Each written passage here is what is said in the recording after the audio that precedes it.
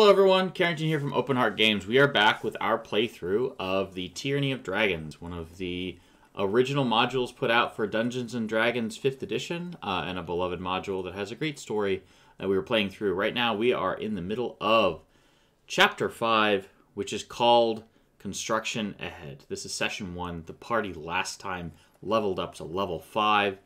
So, let's go ahead and review our cast of characters. I guess before we do that, we do have an event coming up that we still have some openings for.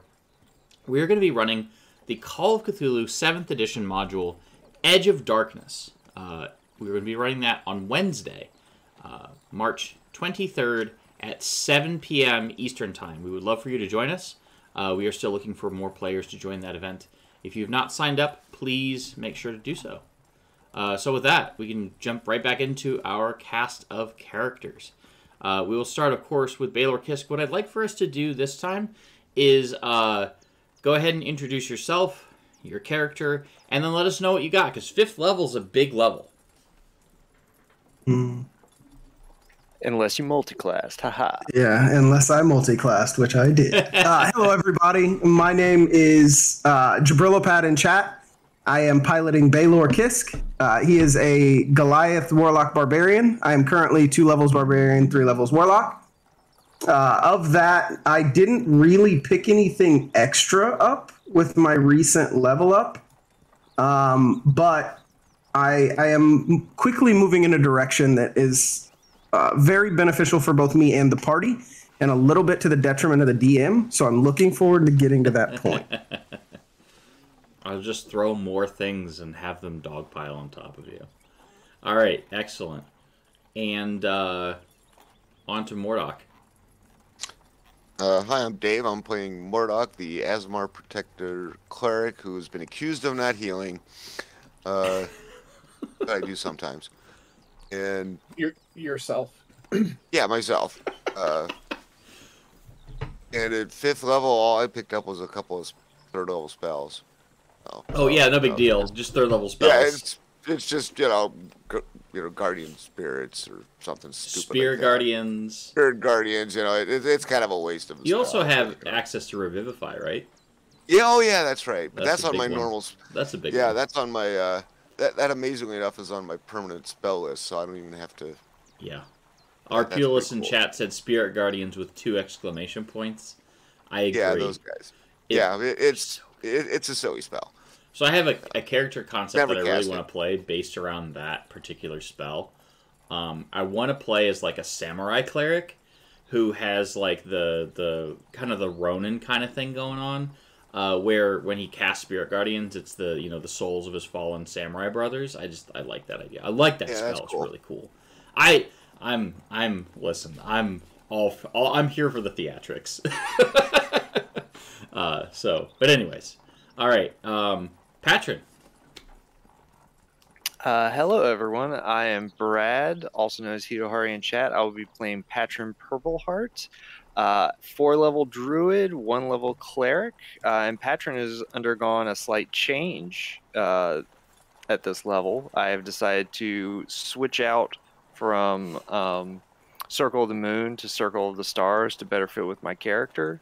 And yeah, I'll be honest, wasn't having super fun time with Circle of the Moon. So what do you gain from a Circle of the Stars? Okay, so I've never played with this one before. I've also never played a full caster, so bear with me. But so what I pick up from being Circle Stars is my wild shape form now can assume a starry form, and I can choose one of 3 forms for it. Pull it up and I'll read off what it does. Yeah, I'm looking too. So no more bears. But there's clearly only one form that you're going to change into. For flavor. Sadly, no bears. Sadly, no bears yet. I have to go back to the. I have to wait till level 8 to be a bear again. No more bear puns. So you become a constellation, right? Kind of. So I take on a starry form as I transform for 10 minutes. I can choose 3 things with my starry form. The starry archery, whenever I am in this form as a bonus action, I can make a attack that is a ranged spell attack, 1d8 plus 4 radiant damage. Okay. One of the forms, starry form of chalice, whenever I'm in that and use a spell that restores hit points to a creature within 30 feet of me, they regain an additional I can regain? Hold on. Whenever you cast a spell using a spell slot that restores hit points to a creature, you or another creature can regain an additional 1d4 somewhere. So I can give it a 1d4 out when I'm in that form. Or not a 1d4, a 1d8 plus 4. Nice. It's pretty good. And then starry form of the dragon. Get it? There we go. Whenever I make an intelligence or wisdom check or a con saving throw to maintain concentration on a spell, I could treat a roll of 9 or lower, or I treat any or roll of 10. So I always have a 10, straight 10 in that form. Nice. So Arpulus made a fantastic pun. It said Starbear, Ursa Major. So we still have. Oh yeah, it's good. Oh, those multivalent puns. I'm here for them. I also picked up a feat at this level. Ooh, exciting! What'd you get? I chose an old favorite from last campaign because I love it so dearly. Sharpshooter? No, Warcaster? I chose the Metamagic Adept. So you get some metamagic points. Yeah, I get 2 sorcery points. I get Quicken Spell is what I chose, and Twin Spell. You know, it's funny because no one thinks to take, like, Quiet Spell or Subtle Spell or something like that until they need it. But, I mean, Twin Spell and that, real good. So. Also, I gain 3 Guiding Bolts for free as a Star Druid. Oh, nice. 3 Guiding Bolts? Just level 1. Okay. Short rest or long rest to get them back? That's a good question.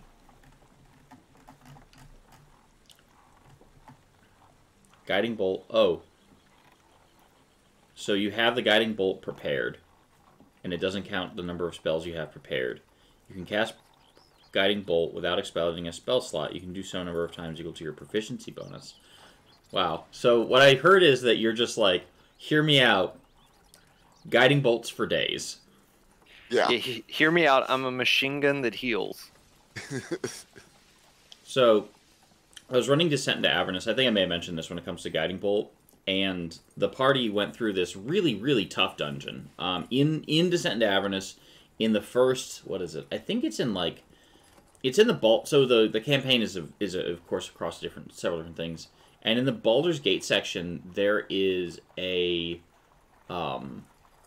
very early on in the campaign, there is a very long, very hard, very tough dungeon.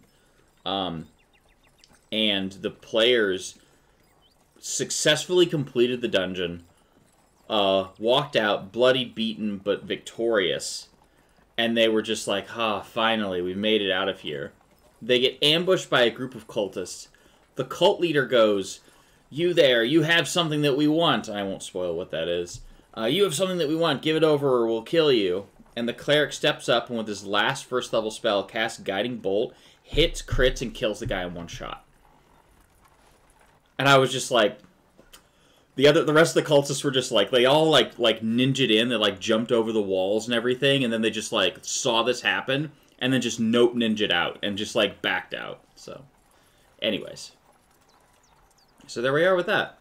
Now that we've had this fantastic, distraction, Zed. Yeah, hello everyone. BGX Mage here in chat and on Twitter, and I play the ever lovable Zed, who is a Kobold monk. We're just 5 levels of monk, specifically Way of the Ascendant Dragon for flavor, because Zed wants to grow up and be a dragon one day. And at level 5, we've got a wide array of things that happened. Zed got probably the biggest boost aside from like level 3 spells. So his damage dies are now D6s, not D4s. He gets an additional Breath of the Dragon. He has an extra attack. He has our favorite, which is not going to get used a whole lot because I hate it, and so does Carrington. But Stunning Strike is quite a spell, or quite a maneuver for a monk. Gain an extra key point. So yeah, just a lot of little things. The big level is level 6 for Zed, because then that's when he gets his next dragon superpower. Yeah, and you also get that's when you have magic hands, right? Yes, I think so. Yeah, with key empowered strikes. Yep. Yeah, But, which is really good because you can start punching ghosts. Yep. I ain't afraid of no ghosts. Actually, Zed would be terrified of ghosts. You'd be like, nope. So, yeah, so lots of little things, but they all add up to a pretty significant upgrade for Zed, which is a good thing. So, yes, that's all I got. All right. So this chapter, chapter 5, is compared to the previous chapter. I think we were in that chapter like forever. I want to say. Now I'm gonna look real quick. I want to say. Let's see here. Yeah, we were on the road for 6 sessions.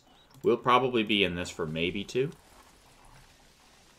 Maybe it's a very short chapter comparatively, and like I said, in previous times I've run this campaign, this particular chapter has been very long. So, but anyway, all right. So, who would like to take a stab at the recap?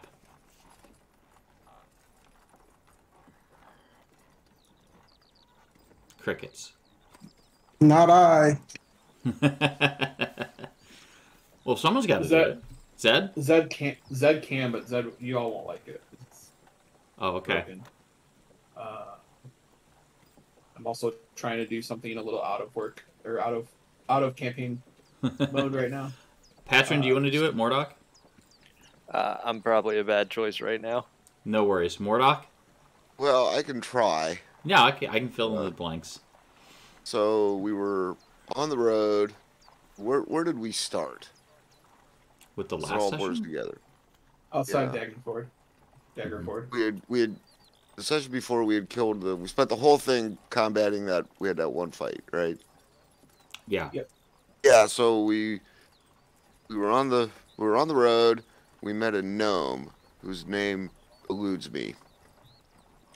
Gemma Gleamsilver. Yes, Gemma Gleamsilver, who I'm personally not sure if she's a friend or foe. She says we're on the same side, but working for different people, and we won't tell each other who we're working for. So, yeah, that's her. She's kind of goofy looking. Yeah. Wearing all black, which... Oh, okay, well, gee. So she's a foe. Don't worry about that. Okay, so I don't know she's a foe, but she's a foe. Thank you, Carrington, William? for metagaming for us. Yeah, there you go. I didn't know she was part of the Zentarum. Yeah, don't worry until about now. that. Yeah, I don't even know what they are. So we met her, and then one of the cultists, the wagon we've been trailing. You know, we're watching them, and they're watching us watch them, and we're watching them watching them.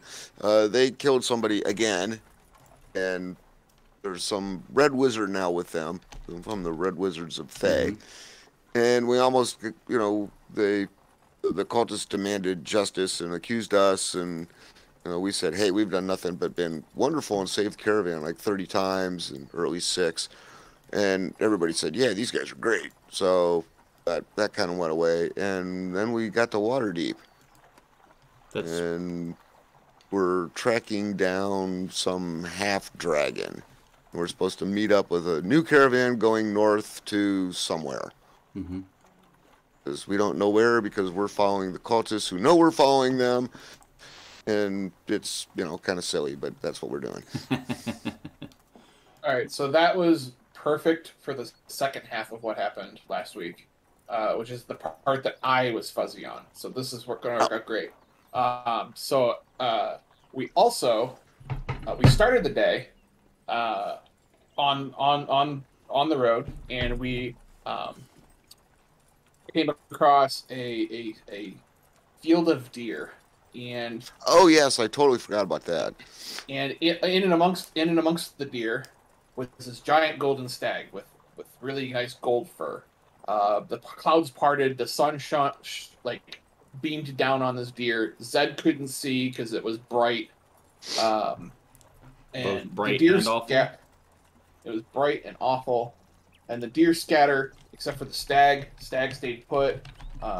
Mr. Beads wants it. The entire caravan was ready to kill it, and Mordok was like, "No, tell you what, boss, you're gonna stay put, and in fact, you're gonna make sure that they don't kill him, and we'll go check it out." So we went and checked it out.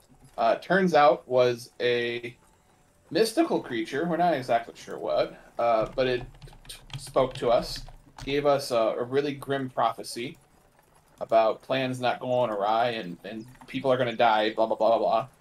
And then disappeared. And as it disappeared, the fur fell off of the stag creature thing in the form of a cloak, which Patron owns. We come back, they rejoice, or the party's like, "Oh, look at this great blessing gift that they received." Little does he know that that's not exactly what happened. But we had a party, we hit the road, and then we ran into some bird deer, peridots, or whatever the heck they're called, and had to fight them off. And Zed got annihilated by someone real quick, but then quickly bounced back with a nat 20 on a death save, so no harm, no foul. Someone named Patron, maybe? Last week was the week of ones. Yes, a lot of ones. A lot of ones and a lot of nat 20 gain 1 life happened. Yep. So, and then we meet Jamma, according to Zed. There is no N, it's double M in his head. And then that's where the story finished towards the tail end of the day. Which is perfect. That was the piece I was missing, so cheers. Yay. Everyone working together to create a thing. Excellent. And we have a dragon egg. And yes, let's not forget there is in fact one dragon egg. To remind the viewers at home. Yes, the party That we're nurturing to hopefully make our own. The party Even though it's a black dragon egg. acquired a black dragon egg. You can just say it. We rescued it.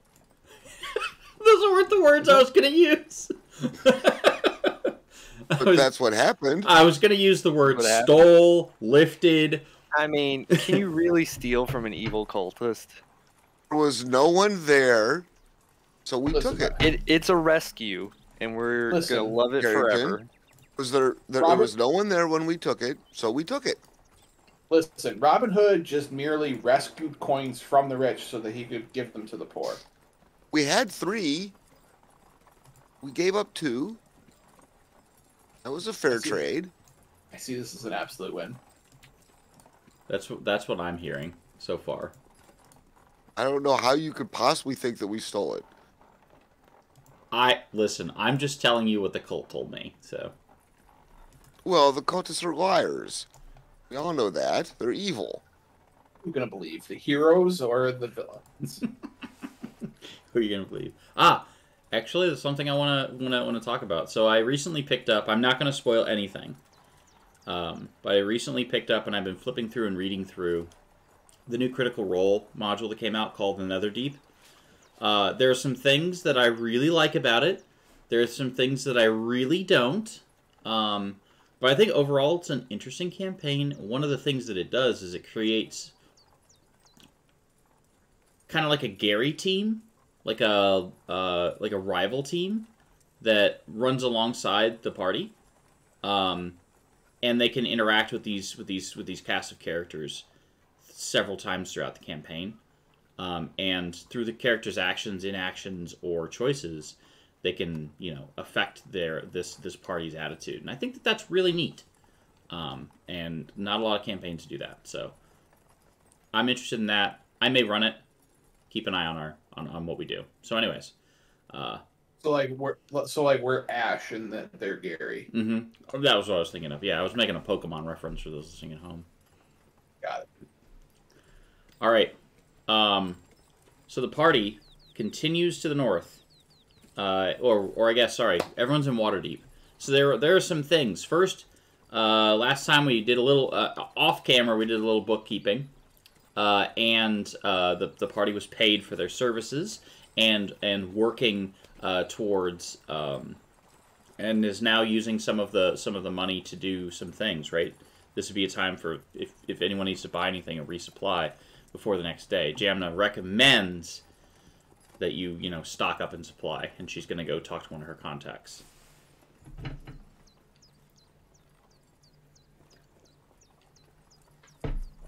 So there.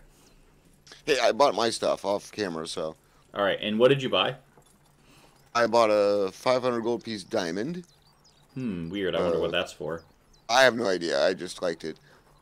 Just some trivial spell I needed for. A 50 gold piece gem of some sort, who cares, for a spell component, and then a couple of, I don't know what I need. I'm going to give one of them to Zed.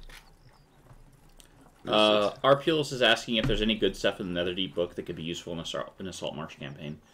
As I recall, there are some pieces of Saltmarsh that happen underwater, and as such, the answer is yes. There are a lot of interesting creatures and ideas, and it breaks down what underwater combat looks like and some things to consider when running underwater things. And it does it, in my opinion, more succinctly than some of the other resources that have been provided so far. So the answer, in short, is yes. I would like to add to that to say that some of the common magic items introduced in this book extremely help with water and water-related combat and everything to do with water. And if you're playing an underwater campaign and it's based around water, I would hand some of them out. Boy, wouldn't those be lovely for a certain campaign? One of my campaigns just went through a water dungeon, and it's been... They're brutal. I had no idea how brutal they were before subjecting my players to it, and it's been rough. So, anyways, I lost a character because of it. Yeah, a character died because of it. So, and not because they drowned, just because it's rough. Anyways, underwater combat's I guess what I'll say as a game master, without getting too far afield, as we always do. I mean, if you come here, you come for the side tangents. And sometimes we play D&D in the middle of our tangents. Sometimes. Arpulus says, I'm into water-themed magic loot. I think it's really cool, like magic tridents and all of that. I will say, if you are thinking about running a campaign that is going to have a lot of water things in it, one, allow your players enough time and resources to prepare, and two, beforehand, do your research and make sure that your players also have done their research so that they can aptly prepare. For the campaign. Otherwise, it can create a frustrating experience because it's hard. If you're not using a short sword, dagger, trident, crossbow, or spear, I don't know if I mentioned that one already, every attack is a disadvantage. Ranged attacks are all... every ranged attack is at automatic disadvantage unless it's a crossbow. And its minimum range is also its maximum range. So, you can't try to roll a disadvantage. The arrow just won't go that far. Most of the creatures that are in the water, they all have a swim speed, so they're immune to this effect. So they're rolling regular or sometimes at advantage. And it seems like everything underwater has Blood Frenzy. Which is a broken ability. Very strong ability. Underwater combat. Oh, good. And fire spells are automatically half damage. Yes, automatically half damage. Everything has resistance to fire underwater, which means that your wizard who loves to cast fireballs, it's hard. Arpula says, underwater combat has been fun to run, but they came woefully unprepared for dark, cold underwater environments. That's another thing, too, is the campaign I'm running right now is in the Arctic, and so the water is extra cold, and so they have to double up on not only having to be able to water breathe, but also they have to have cold resistance. Otherwise, they start taking levels of exhaustion, and that is something that's very, very deadly very quickly. So, And that's how my character died. that's it. So, You froze to death? pretty much. No, I had to concentrate, so I couldn't cast spells. Yep. Or at least you couldn't cast spells that require concentration. But Correct. but anyways, that's what I say. That's my 2 cents on running stuff. Is do your research, make sure that your players come prepared, because otherwise, like, it is really rough. As I have experienced, and apparently, at least from what I'm gleaning, is Arpulus has also experienced that as well. So, anyways, you know, come for the chats, stay for the banter. Let's continue. So everyone's in Waterdeep. There was some wheeling and dealing. I'm going to say you actually wheeled and dealed with Jamna, and she produced this 500 gold piece gem, and you swapped for it. She's like, "Yeah, I can absolutely use this gold much easier than an easily traceable gem." There you go. Sound good? That was good. Excellent. So there's nothing else that we need to do? You all just have to get yourself hired on the next thing. Yep. Alright, so you, Put my resume on Indeed and see what happens. More of a LinkedIn proactive search kind of guy. I think it's actually, so we're in Waterdeep, so I think it's probably Waterdeep. Is that probably right? Yeah, probably. Okay, good. Or is it in deep? Indeep? Indeed. Indeep. Yes. Yeah, Indeep.com. Ah, yes, perfect. Alright, I'm going to throw this in the background. Get some...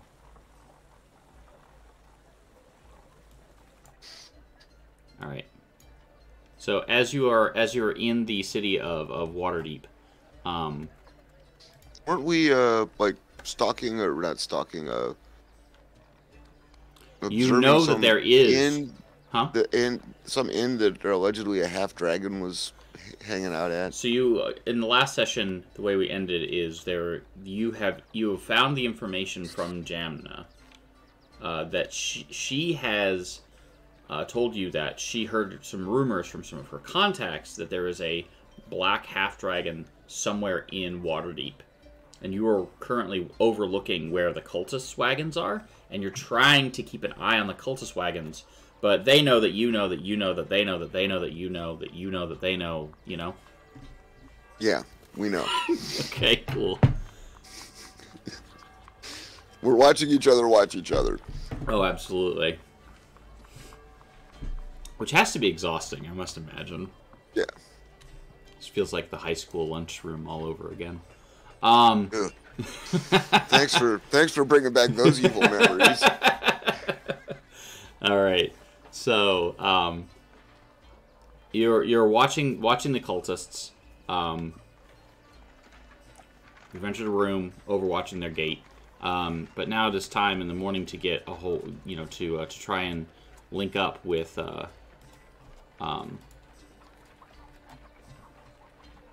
your next group. So there are some wagon masters. They seem to be like linking up in the future. What do you want to do? I forget what our actual goal was to get to Waterdeep for. So right now you're just following the following the cultists and their ill-gotten gains. They have apparently they're collecting treasure from other places, and we don't know why, and we're supposed to find out where they're taking it. Correct.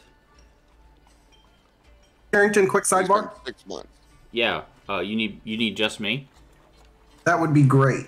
All right, hang on, everyone. Just 2 seconds. All right, here we go. I'm throwing everyone else in the stream secrets. What's up? Would I have any, being that I worked with the cult in the past, would I have any knowledge of why they're collecting money or where they're taking it? The only thing that the cultists are very culty, and their real focus is it's for the glory of the Dragon Queen. That's all you know. Okay. This is That was my question. I'm still trying to figure out when that whole bomb is going to drop, and I wanted to make it impactful if I could. You got it. Maybe it's soon. We'll just have to see. All right, Sure. Here we go. Thank you. Yep. Hello, everyone. Welcome back. All right, so we had our quick sidebar, and now,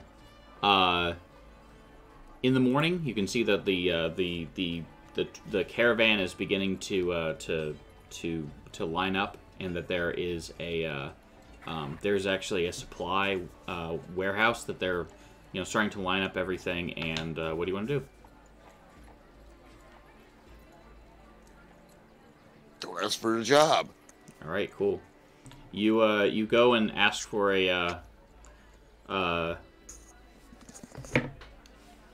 go up, and there's a bunch of guilds here. There's several noble banners that are flying from this warehouse. Clearly this is these are clearly merchants that are somehow connected, well connected with the nobility, and they're trying to send these off. And a commanding man is standing there, and he says, "Well, what can I do for you today?"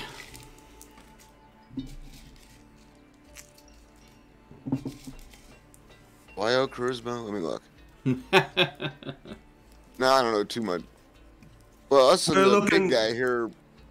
Us and the big guy here just got up from just came up from Baldur's Gate with the caravan, and we're looking to. We thought that was good work. We were wondering if there was some more.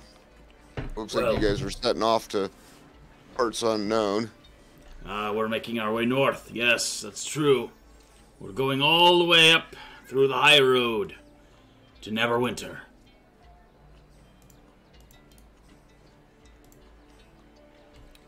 We'll be skirting around the Mare of Dead Men.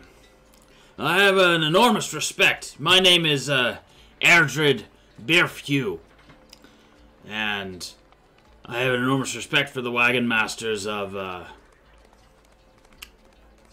that mind the trail between Waterdeep and Bald and the Gate. Tell me, who was your wagon master? What was his name? Bean, right? Bead. Yeah. Bead. Aaron. Yeah. Aaron Barfood. Yeah. Okay, Spaceballs. Ludicrous speed. I guess it's Brieferhugh is his name. Adred Brieferhugh. And he says, "It was Bead? Yeah. That wily Good old man. snake. Quite a man for the ale. Now, I will warn you, that wagon train. I will forewarn you. That wagon train, good folk, but as convoy master, I run a tight ship. I'll lead the contingent, and you'll take your orders from me.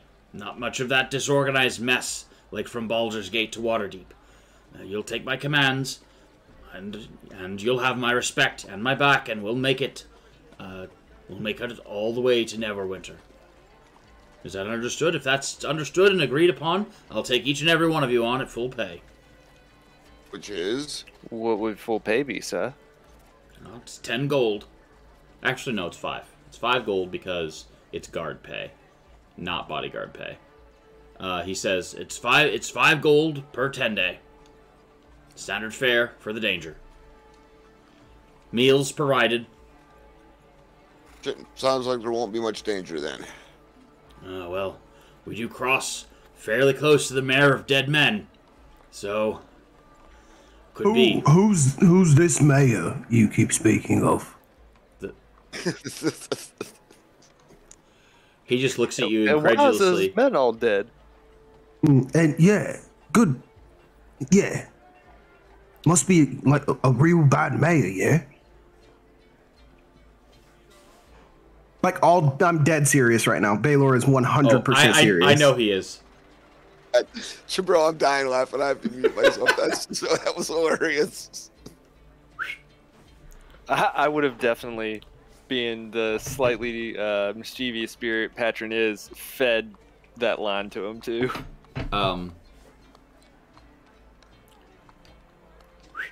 Thomas, this way. Man, he says, get these guards situated. Understood. Yes. Right this way. We'll make sure that we have everything. We'll get you situated in a couple of the wagons. Or nearby. Do you have any cargo you need to take with you? We do indeed, and we do insist on traveling near it. Understood. You notice as you pass by the wagons that the cultists have, they just give you like that, like, these people again, huh? These guys again. As they notice me, noticing them, noticing us, I would straight up give them the thumbs up and a wink. Yeah, as we walk by, Baylor recognizes him. Oh, hi guys. Yeah, hi. They just like. Patron, they seem mad. I don't think they like us very much. They're just always angry. What'd you do? What did you do? That's probably a long story. Oh. Go on. You were there for half of it. Oh. Okay. Job's done. All right. All done. Thank you. All right. Something you doing? Please don't sue me, Blizzard. We're just having fun making D&D content. Anyways, so I am the party sets off from Waterdeep and begins heading up this trail. As they get closer to this area here, the days seem to pass pretty quickly. 2 or 3 days pass. Yes. And the party makes it to about... Oops, let's not do that. Oh, it's too late on that one, huh? Alright. There we go. And... this. There we are. Alright, so the party makes their way further to the north. And they're getting closer to this fabled mare of dead men. And as they get closer, it begins to get... the trail begins to get soggier. Swampier. Harder to navigate. And as it clings along the coast, I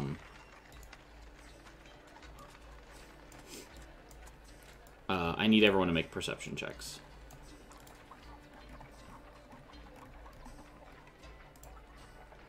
What's the condition like outside? It's pretty rainy, actually, so no disadvantage for you. Sweet, just a flat roll. Ooh, Patron off his game.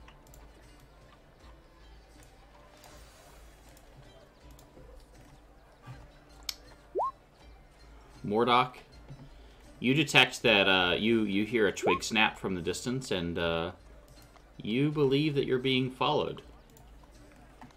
Okay, so I was going to ask, but I don't want to interrupt. Is Gemna with us? She is. She is with you. Okay. Okay, then I am going to do, because I've never done it before, and it's kind of boring action, actually. I'm going to do this.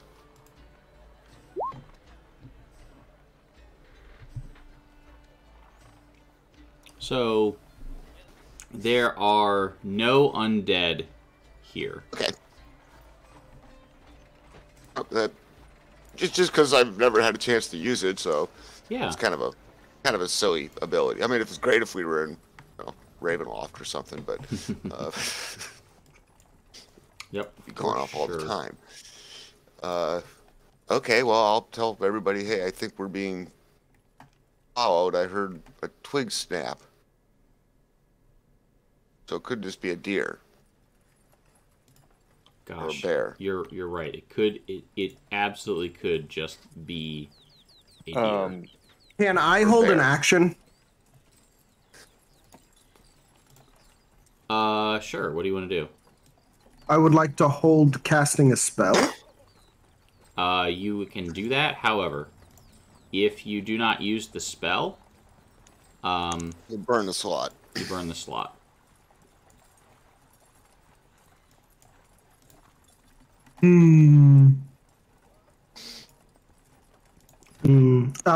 That is perfectly fine. Is it a cantrip? Yes. Love it. I would like to, if something comes out of the woods, cast Blade Ward on myself.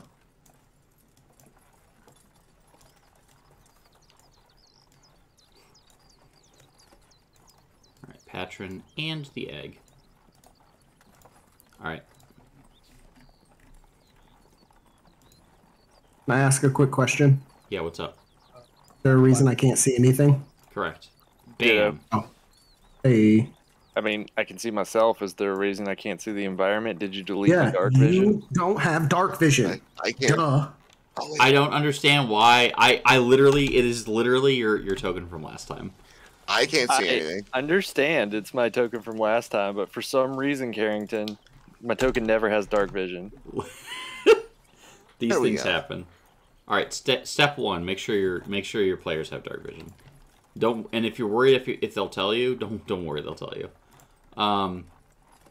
Jokes. Why is the world black and full of terrors? Welcome to 2022, my friend. Oh, too soon. Welcome to 2022, home of 2021 and 2022. Can I take your order?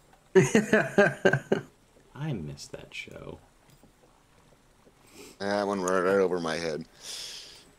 Is from Nickelodeon.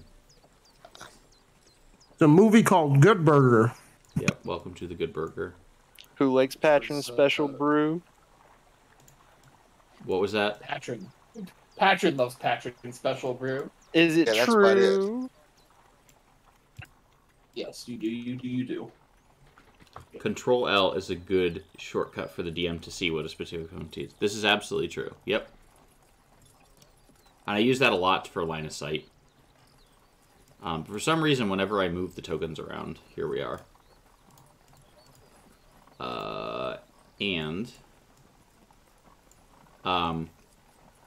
Place yourselves where you'd like to be. I'm good. On the cart with the egg. Yeah, on the cart's good by me. Okay.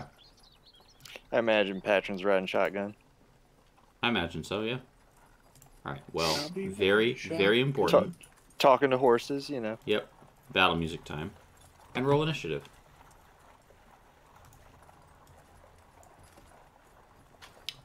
I'm going to change one thing. And we're going to do this and this. To make it easier to see.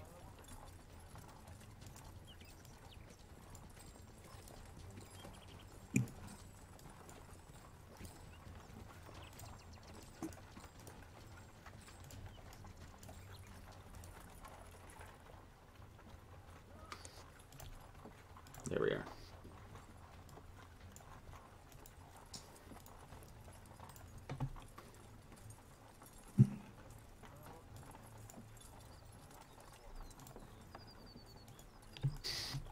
For some reason, the turn order thing has been a little weird lately. I'm gonna reset this and see if that helps. Yeah, because it's not populating for us.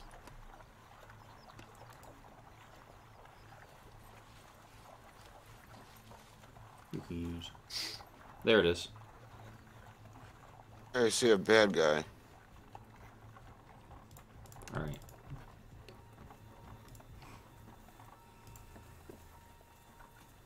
You gonna let us into Yeah, it just the train worked. order? I'll see if this works. Did that work? There it There is. it is. Yep. Okay. Yes. Interesting. All right. So if we need to do that, we'll just do that. Okay. Cool. All right. And They look like dwarves. here.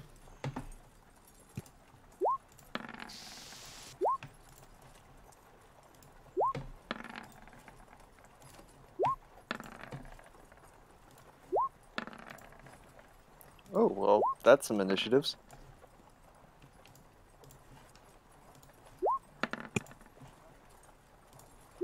Yep. We'll just roll. We'll just do the initiative rolling dance.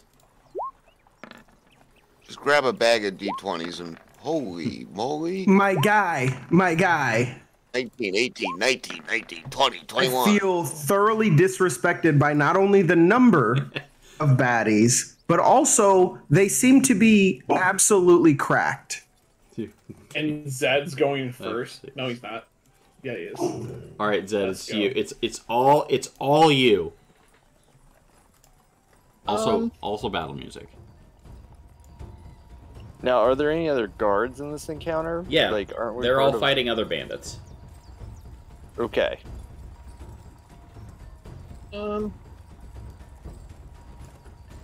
If they come up to us, I'm gonna retaliate with a punch.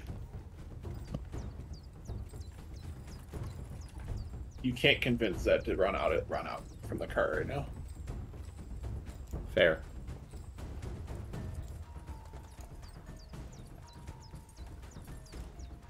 So 10, he's gonna hold. 15, 20. All right.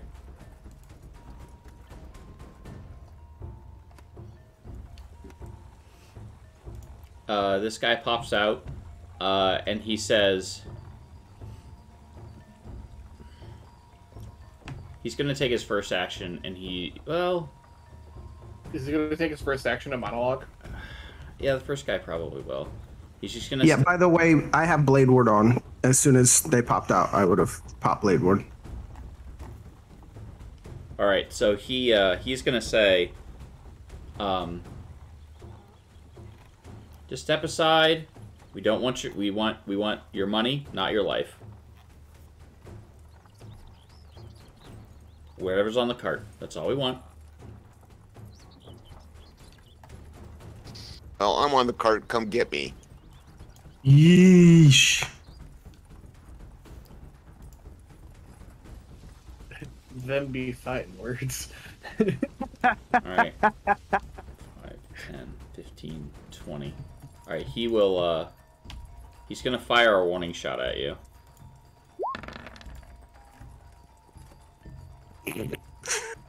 What a I don't warning. think he's warning very many people of anything.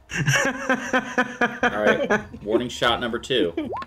DM, can I have a plus to my AC for that? Does a 19 hit hit Mordock? Depends if I have cover from the wagon or not. I mean, you're riding shotgun, right? Yeah. So probably not. So Patrick's not giving me cover. I don't like grab him and move him in front of me. Yeah, 19. It's this guy right here shooting at you. Yeah, that hits. All right, it hits you in the shoulder, and you've taken some damage from the first guy.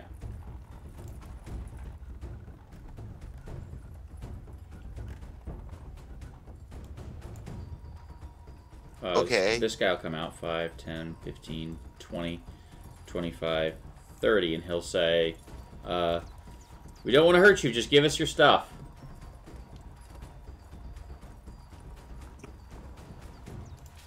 And I don't think he's not going to attack. All right, 5, 10, 15, 20, 25, 30. This guy as well, he's going to come out and say, just give us what's on the cart, and you can go about your business. Patron. Okay. I think Patron would. Turn to a dragon and eat him. I mean, if only. I mean, if that's an option, Carrington, are you giving me special powers? Nope. Special dispensation? No, I think Patron's gonna set up. So I'm going to.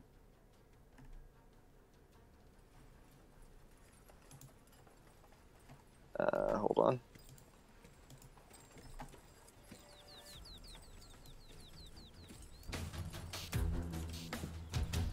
I'm gonna emboldening bond everybody but me.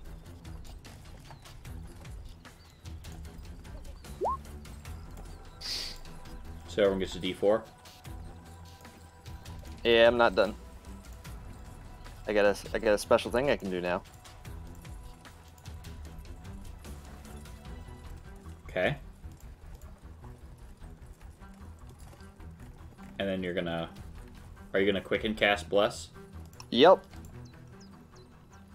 So we have 2d4 on our attack rolls. That is correct.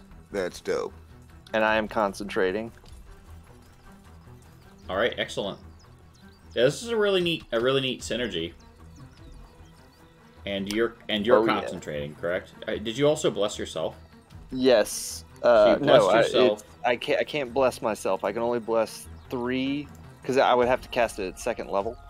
Do you not want to do that? I don't think I have enough sorcery points to do that. Hold on, let me read real quick.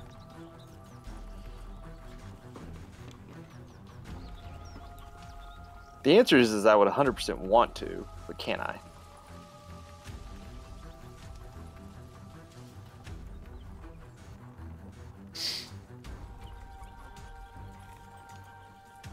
Oh no, I can. So yes, I'm gonna upcast bless. To hit yourself? Correct. So Okay. I'm gonna change my spell slot that took up. Anything else from Patron?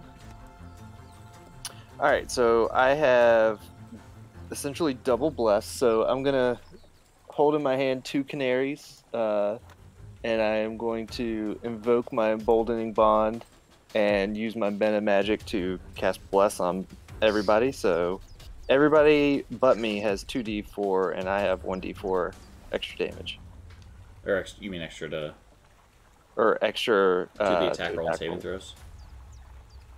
All right, they've all been blessed and buffed. So when you use this emboldening bond and you bless, like, give us a narration, like what happened. So I have conveniently made a flowchart for this, but so I grip one of the canaries and whisper to Songrad the wing, and I grip another canary and whisper to Ulra the fang, and I cast emboldening bond, and then quicken my bless. Excellent. All right, and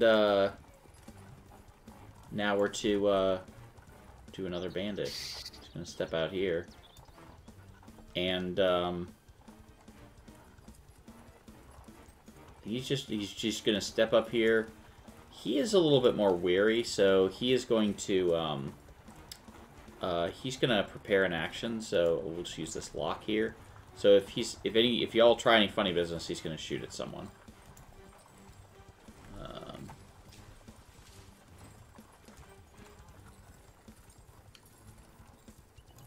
This guy is actually going to try to hide. We don't actually have any stealth, so I guess we're just rolling straight. Does anyone have below a passive perception? A passive perception. I have passive- 17 passive perception. Okay. I have a 10. Very nice. Alright, so he's going to step out right here. Which one was it that I can see because of my 17? Is it that one This up guy there? right here. Alright. Alright. And then this guy is going to step out here. Mordock. Well, I'm not really willing to burn anything big on bandits. So Let's just hit him with my range. Oh yeah, any of them.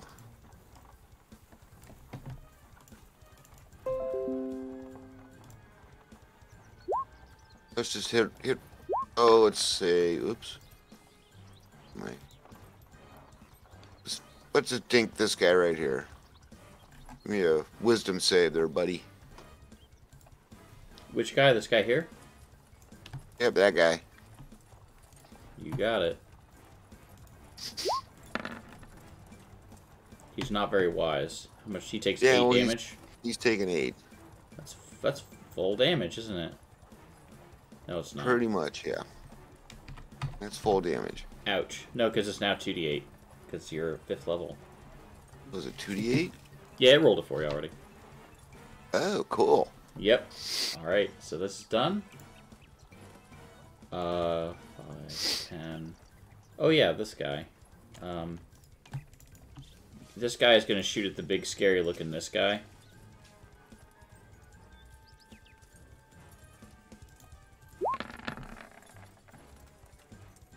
Cool. Alright. 15, 20. We're just going to roll a d4.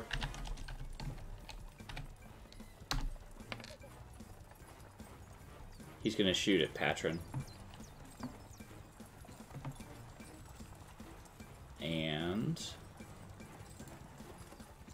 I will give, because of where he's at, I'm going to give Patron partial cover, so it'll be +2 to your armor class. Okay. Alright, here it comes. Does a 15 hit? Nope. Alright, Baylor, it's your turn. Yes. First thing that I would like to do is cast Armor of Agathis on myself. Okay. The second thing I would like to do is a little thing I like to call Rage. So, in typical fashion, the dragon that's wrapped around my body moves just a little bit. My fingers go black. All of my skin goes white. My eyes turn black from the middle out, and then the skin around my eyes starts to go black. And as I rage, my hammer my axe appears in my hand. Okay. Alright, so you currently have the armor is going to be this, and then you're also raging, correct? The rage. Correct. It's begun. Alright, do your thing. Or was that your whole turn? That's my turn, so I had to use an action to cast Armor of Agathis, bonus action Rage. That's it. Actually, yeah, no, I'm going to go 5, 10, 15. Yeah, I'm just going to go like right here. I'm not going to flank myself yet.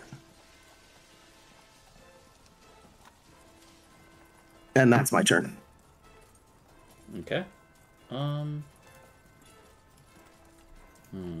Well, first thing we're gonna do is, as we're jammed up, we're gonna make a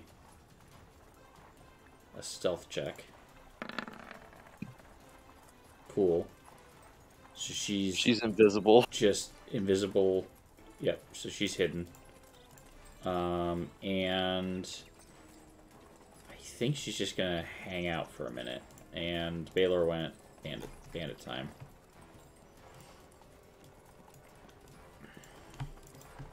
Alright, we're going to use this guy. He's going to use his crossbow on Baylor. A 6 doesn't hit. Cool.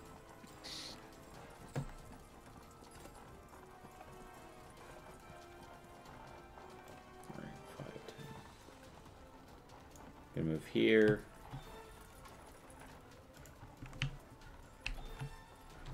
This guy is going to shoot at he's going to shoot at the wagon driver, one of the wagon drivers, so it'll be Mordock this time. Alright, cool. Alright, good talk. This guy over here is going to take a shot at no one's shooting at the kobold. We're going to shoot one at the kobold. There's a 19 hit. Yay! Yay! It hits me! But guess what? I have a little It's a thing projectile. called the fuck missile. It's a projectile. And it's 7 damage, which is less than 9. So I'll go ahead and use my reaction and catch it. And Zed just like looks at it, looks back at where it came from. It's like, why? And just kind of like tosses it to the side. But why though? Oh, you're not going to give him, you can have this back now? No, no, it's a little early to start spending key. So, Okay. there's a lot of people, but he will go ahead and use his reaction to catch it and put it down. Okay. I guess I'm going to go here in just a second. All right, here we go. Well, clearly... Oh, it's your turn, by the way. For Zed? Yeah. Excellent. He sees Baylor run off into the people, and he's like, "Oh, that's a really silly. That's a really cool idea." He's gonna follow. Let's go. And he's gonna. I mean, he just caught an arrow. He's got a little bravado to him. He's gonna stand here and gonna go ahead and punch this guy All right. right in the face with his Draconic Strike. He's got advantage with pack tactics. To the 25 hit. Gosh, it sure does. That would be 5 fire damage. All right, you burn his beard. He likes it He so seems- much, he's going to do it again. How about a crit? 7 fire damage. All right, you Times 2, right? No, it added the critical damage. You roll the dice twice. Oh. So you punch him, and like he's burned, and he's like, ah! And then you punch him again, and this time, like, you catch his whole face on fire, and he dies. Yeah. Anything else from Zed? Now, well, he just does like he like does like an air roundhouse kick because he was gonna just do a normal unarmed strike and he just kicks the air. Yeah. So that's these it. guys only have 12 hit points. Okay. Yeah. Let's not waste any spells here. All right. This guy, clearly, we're gonna shoot at, Mordock with a crossbow. Hiya. That'd be negative. All right, well, we tried. I'm not as cool as Zed, but I just kind of move my head a little, my shoulder a little bit, and it just zings right by. I'm not near. What I is can't your catch him. armor class? We're shooting at Mordock again. You said 18? Lord have mercy. Mine's 18 too, dog. Bruh, That's I have a why I- whole 13. Oh, good. I'm gonna Zed's a shoot the six- barbarian with a Zed's a 16. crossbow. Does an 18 hit? Yeah. The one time you choose not the 18 armor classes. Well, the 18 does hit, and then he's going to take half, and then they're going to take 10. It's ranged. Is that- It's ranged, though, right? Yeah, it's ranged. Is that armor? Does of it Agathis? matter? I didn't think it mattered. No, I think my armor of Agathis is only melee attacks. Yeah, melee attack. Boo. But I do only take, 3 damage? Yeah, you take half. Oh, so I only take 3 damage to my armor of Agathis. I still have 7 points. Okay. All right. Patron. Well, you have inconveniently spread out these guys for me. Yeah, that was my problem too. Why would they stand in a giant circle? Because they're So that I dumb, can do it all in Carrington. one spell. Because they're not wise. We learned this. I mean, I have some free spells, so...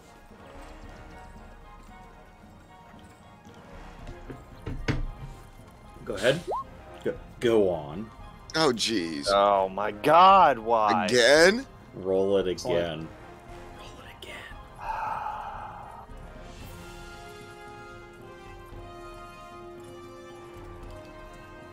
Are you going to roll it again?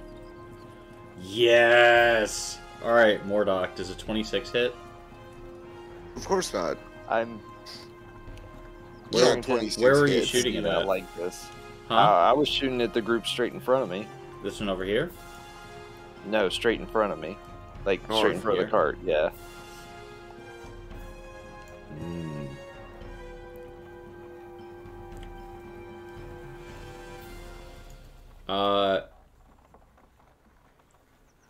Does he just get kicked back and he falls off the cart? Yes. Just kick back and hit you in the back of the head. No. No, there's no one like in the way. The arrow shoots straight up. Roll like a D. 1, 2, 3, 4, He kills a pigeon. 6. I'm gonna say this. So you stand up to do this, and as you're getting ready to cast the guiding bolt, like the magic like kind of fizzles in your hand, and now you are eliminated, and so the next person who attacks you has advantage. Okay. Yep, but you're not taking any damage. No, that's fair. I'm done with my turn. Well, I guess I'll cast Shillelagh on my weapon, like any of these guys are coming up close, but it's a bonus action, so. Alright, this guy's shooting at Mordock. Cool, good talk. Yeah, they're like, here, take these crossbow bolts, and you're like, nah. I'm also gonna shoot at Mordock again. What did I do? 21? You said, "Come get me." Yeah, you said, come Yeah, make I- me, and so they're gonna... Yeah, what? I did say that, didn't I? I'm not saying you asked for this, but you kind of said, come make me.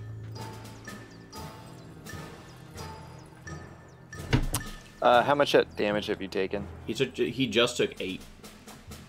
I'm at half. Yeah. Okay. I am very scared of this barbarian. I'm gonna shoot it. Don't worry, I'll fix Does myself. a 17 hit the barbarian? Yes. 5 damage. It does 2 damage.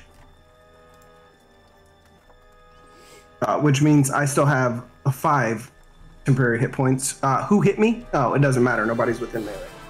Yep. Alright, this guy over here, he's gonna shoot at Patron with advantage. Look out! 18. That ties my armor class. You take that 7. And you're no longer advantaged. Thanks for the advantage. Appreciate it. I need to make a concentration check. Yes? You do, yes.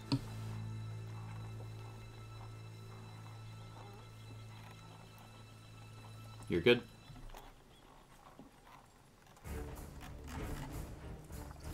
Alright, Mordock, it's your turn. Oh, well, we're just gonna... Oops. Since these guys are weenie, we'll just keep doing this.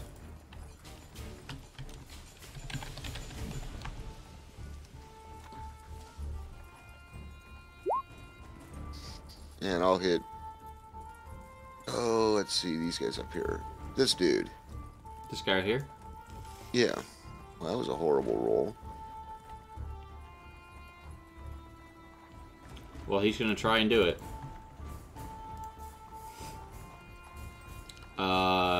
Wisdom.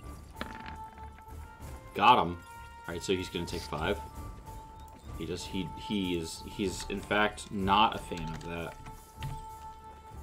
Bam. Alright. Another bandit. Another day, another bandit. Yeah, we still super do not like this scary barbarian. No. Okay, Baylor. Yes, as a matter of fact, I would like to, in the most extra angry fashion ever, slowly walk up to this fellow, and I would like to bonk him square on his head. You have a hammer, yeah? Or is it an axe? No, I have a great axe. It's, to be fair, it's an okay axe. Hey. It's a joke. This is a really great axe. Alright, anyways, go ahead and roll. If that doesn't hit, go ahead and add 2d4, because you get that. Oh, So- wait, I didn't mean to re-roll. No, you're Well, fine. it's the same result So, both times. so 12 hit. So there's that. Okay. Then the friend would take 14 slashing damage, square to his head. You just like cleave him in half. Let's go. Then I would like to stalk over to this guy, and that's my turn. Oh yeah, you only have one attack. I was very surprised. Yeah. All right, it's Jamna's turn.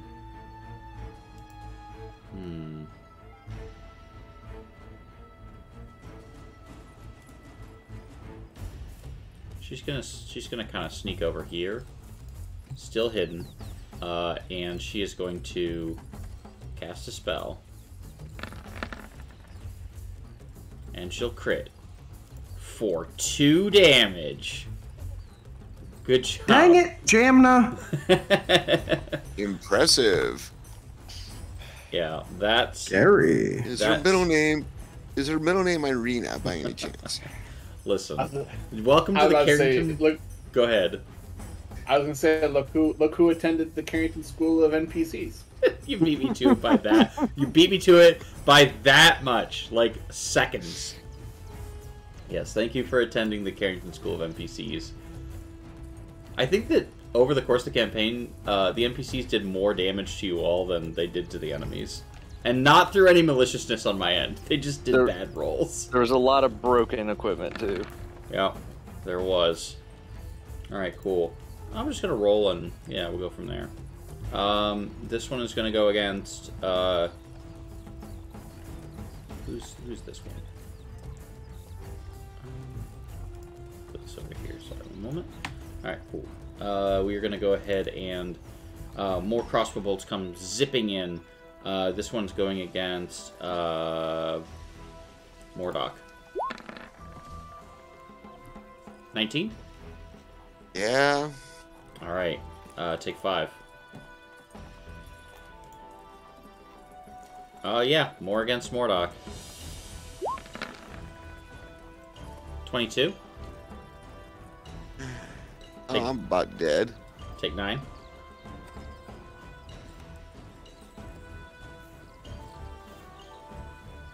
Alright, and Zed.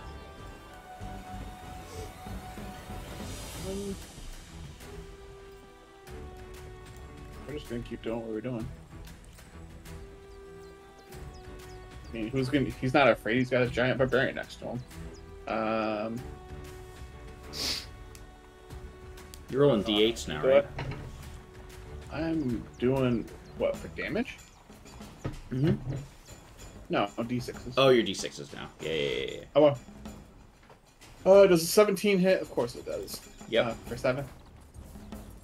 Yep, he's still standing. Like a true survivor.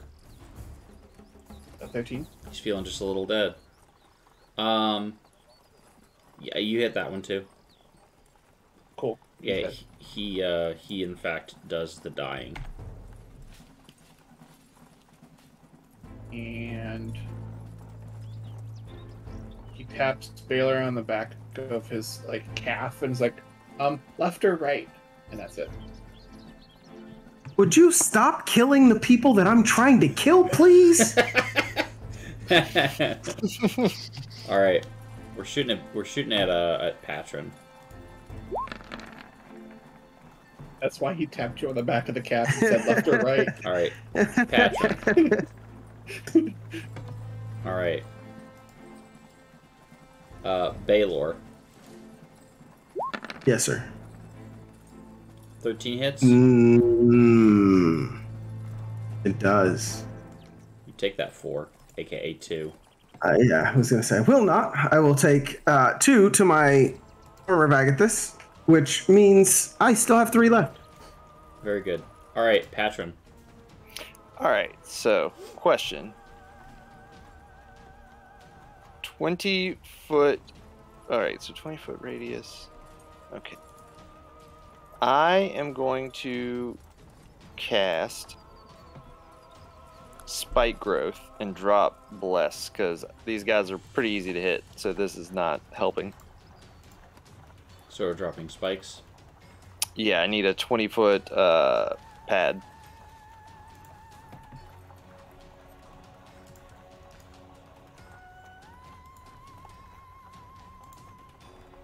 To manipulate as I please. I'm bringing one to you. Here it comes.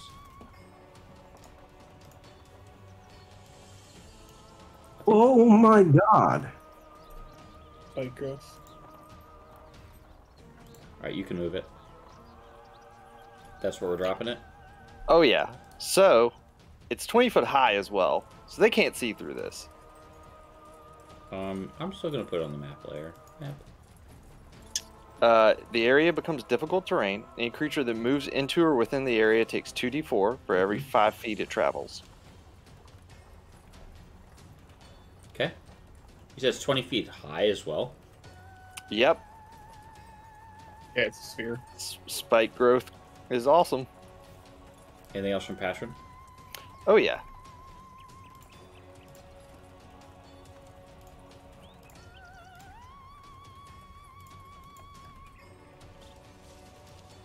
Oh, I have to mark that off on spells I used. How many people can you choose for your bond thing? I can choose 3, it says. So I guess The party? I thought I could choose the whole party at this level, but I think it's based on my proficiency, and our proficiency is 3 at this level, right? Gotcha. But I will also cast wherever it is to heal my good buddy. Yeah. Spike growth's so good.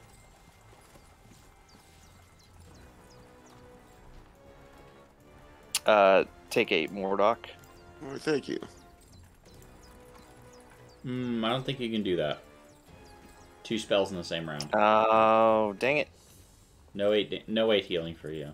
You correct. I can't. I'm sorry. That's okay. You can do that bond thing in the thing, but Well, I've already done the bond. no, Oh, saying I see earlier. what you're Yeah, saying. for Yeah, those yeah. listening at home. Yes, but spike growth and heal are both spells. You do a spell and a cantrip. So you said they can't see this? They can't detect that it's... Hold on. I think it was I choose. So 20 foot center on the range. Transform of the ground is camouflaged to look natural. Any creature that can't see the area at the time the spell was cast. So Okay, so they do if they know. weren't, yeah, so they do know because they saw it and they're in it. And they're in a gigantic plant growth of 20 feet. So 2 of them are inside and then 2 are right on the edges, correct? Yeah. And they can't see through it, so... Huh. Okay. This guy is going to go 5, 10, 15, 25 here. He's just going to book it. 5. Oh, so those are trees that are just kind of 30. like not super high. He had to double move through it. Like to move through this. Oh, okay, through that. Yeah. Gotcha. We only had to move through 1 square of it, so let me make sure. So he was here.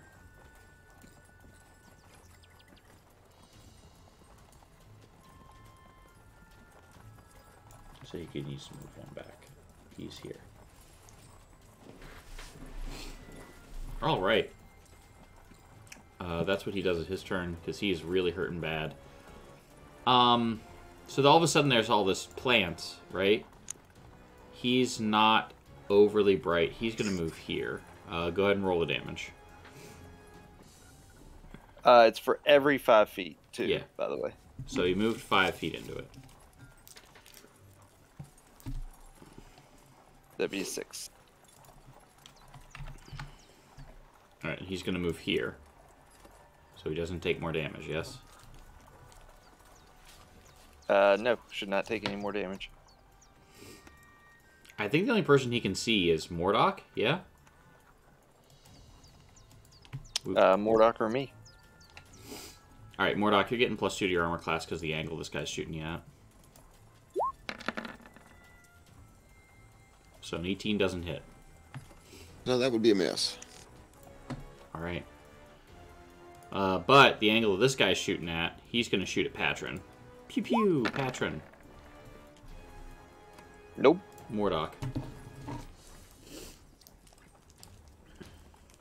Well, guess I have to do this on myself. Hey, there you go. Healing yourself again. Healing myself. That's messed up, Zed. I mean, he's been the pincushion of this encounter. Oh, this is funny. I'm sorry, I'm not trying to laugh at your expense, Mordok, but that was really good. There was almost a spit. There was almost a live spit take there, by the way. Oh, and I can cast a spell and a cantrip, right? Yeah. If the cantrip's a bonus action. Do I have any of those? Probably not. Yeah, spare the dying. Okay, never mind. I'm done. The dying have been spared. Baylor. Magic stone would sure be handy. Sure would be. Baylor would like to Rage. I'm already raged. Okay. Stroll over here. Just take a walk. And, yep, just a friendly, leisurely walk, maniacally dragging my axe behind me. And as I get there, I would like to big overhand swing. I'm sorry, what? Why don't you go ahead and add D4 to that? It'll still miss. You still have. It's still a natural 1. Yep. Oh, I didn't notice that. 'cause Roll to normally hit it's red. again. Does a 14 hit Zed? How is he hitting me? He's taking that. He said he's taking the axe and doing a big overhand swing. So halfway through his bloody hands, it's slipping out of his hand. So your axe goes sailing back over here. Point of order, Carrington. I want to get your take because I have ideas for this huge future anyway. My my axe, or my packed weapon is supposed to disappear if it's outside of 5 feet from me. I have no problem ignoring that rule, as long as it also is ignored later when I start throwing the thing.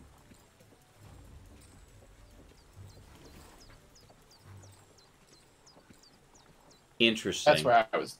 That's where I was getting at. I knew this about his character. I was gonna say, But which it also Do you want to try and throw it at things? There will come a point where I'm going to want to throw it, and if we stick to the rule here, I feel like it's only fair that we stick to the rule at that point, and it's going to disappear. So if I mean, that's cool. I have no problem ignoring them. I mean, and you can just very easily like snap it back into your hand, but it's gonna. So you take this bloody axe and you get ready to swing. It goes flying out of your hand. Zed just catches it one-handed. What does Zed say? It doesn't hit me, but no, it does not hit you at all. But you catch it one-handed. What does Zed say? The player is currently processing a kobold one-handedly holding a great axe. Yeah, I pictured catching it and then like falling over backwards type of moment. I think this is yours. As he says that, I will like shake my hand and it'll pop back.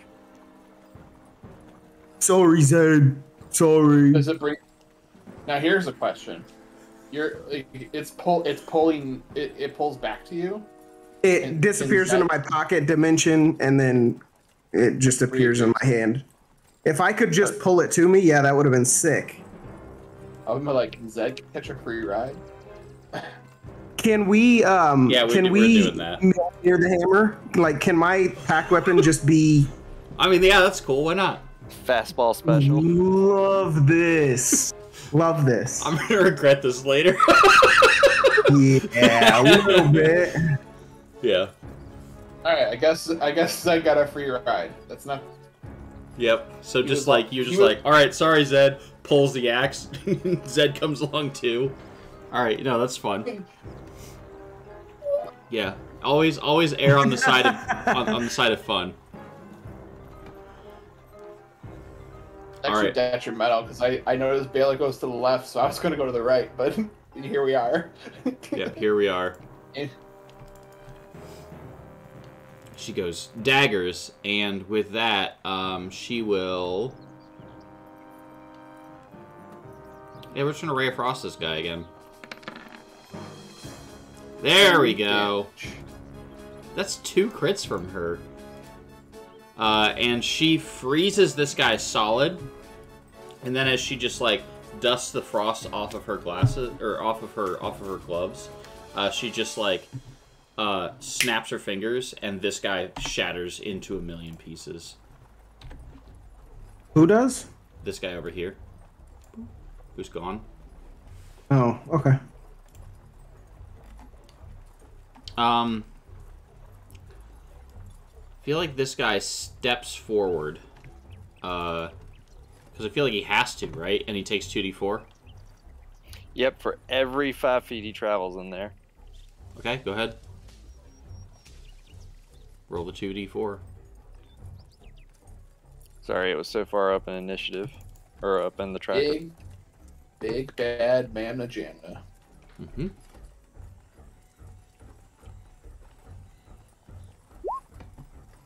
Six damage. Okay. Alright, we're gonna roll a wisdom save. And if he fails it... He's gonna try to walk back. I'm gonna say 10. He keeps his cool, because otherwise, like, you know, if you were surrounded by... If you were suddenly in a room of knives, like, I feel like you don't really, and you didn't realize that they were knives, you know, I feel like you'd panic. That's kind of what I'm imagining. Now Spike Growth's terrifying, because I didn't realize it was up, too. I just thought it was, like, a bunch of, like, caltrops on the ground. They're literally 20 foot high, so they couldn't even climb if they wanted to. Imagine if they tried to leap out of it. So this is terrifying, because, like, imagine... Oh, I'm going to regret saying this. Imagine if you had used this spell against the Perytons, and you were just like, bam, Spike Growth. So when they tried to fly up, it would be like 2d4, 2d4, 2d4. Yeah. Carrington, it's better than that. If I cast it and they don't see, like, me cast it, so if I was hidden and cast it, like, underneath the cart, could be invisible to them, and they could fly dive bomb straight through it and actually just get caught up in it. And just die. I mean, that's awesome. Like, I'm Spike Growth, real good. Incredible.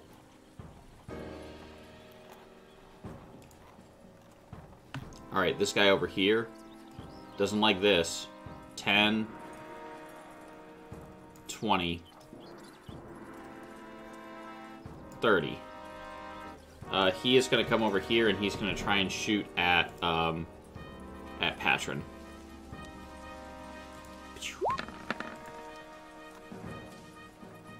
Crit?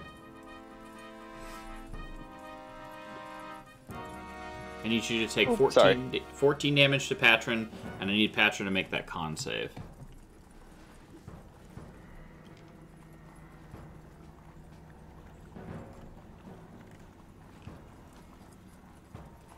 Well, that's a pass. Alright. This guy... And you said 14? Yeah, 14 damage. This guy's going to move up here.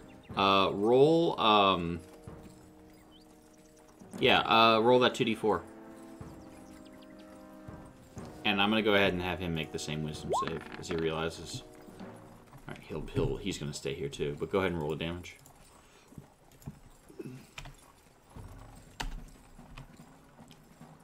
Wow, that's rough. Well, that didn't hurt too bad. Let's move again.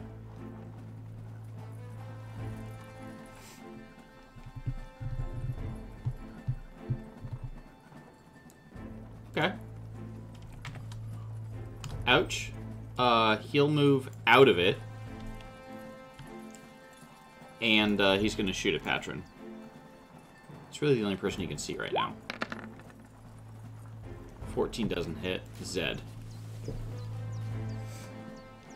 Well, after getting that free ride, we're just going to keep going on our roll. Get it? Nice. Hey. 4 fire. Yep. Yes. Yep. 5 fire. Yep.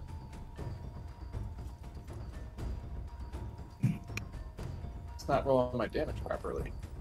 This whole time I've been underpowered. That's because I can't read. Never mind. Anyways, still standing? Still standing. Alright, we're gonna give that one good roundhouse kick. And a Dugan. All right. As you like, are you gonna kill him or no? It is unarmed, so no, he's just knocked out.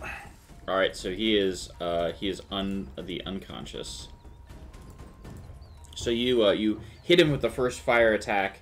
You hit him with the second fire attack, and then you like as you hit him in the leg, he like kneels down, and then as you hit him in the side, he kind of like falls back a little bit. You hop on his knee and up to his shoulder, and then roundhouse kick him in the face, and it just knocks him out. He knocks him out cold. Yep. All right. And with the crazed look in his eye, he's gonna run after this guy. After this guy, Yeah. who's running for his life. Yep. Zed's on a roll. You can get to him, can't you? Close. 40 feet. It puts me here.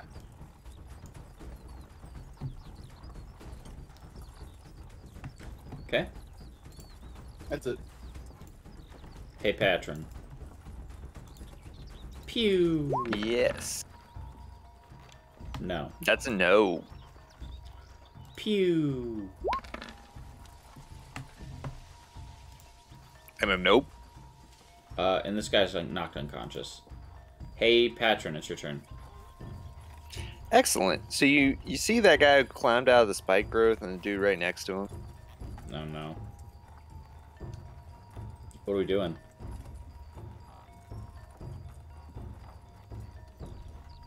What are we doing? Are we dropping a moonbeam on him? Oh yeah, that's a spell. Huh? Well, I guess the main dude I was focused on didn't get hit, right? 11? I'm assuming 11 doesn't hit. It does not hit. But However, it does shatter. I need that dex saves.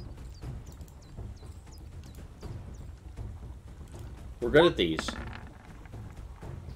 Nope. Look, that's a great spell. Yeah, I think it's one of the best first level spells you can get. It's one of the only ones that like you could hit a group of enemies with. That doesn't require you to be up front. You know? Yeah, it's pretty good. Does it exclude the original target hit, or does everyone in the area have to take it? I'll look it up.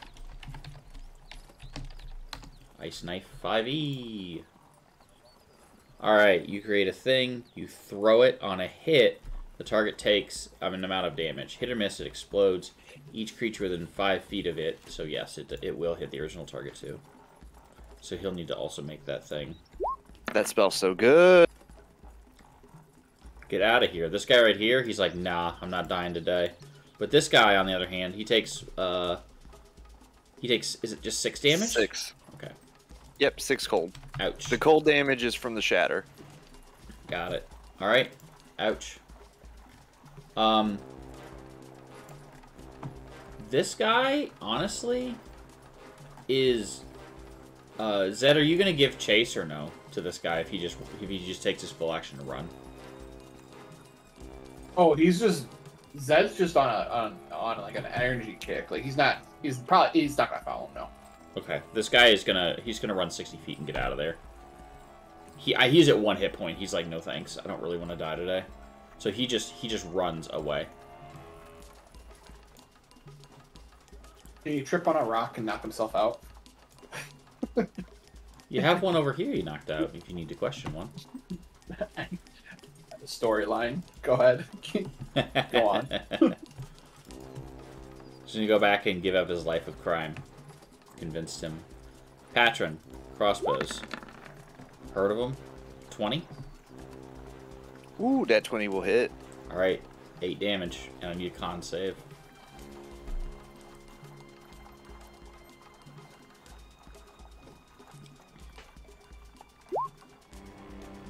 Wow, aggressive.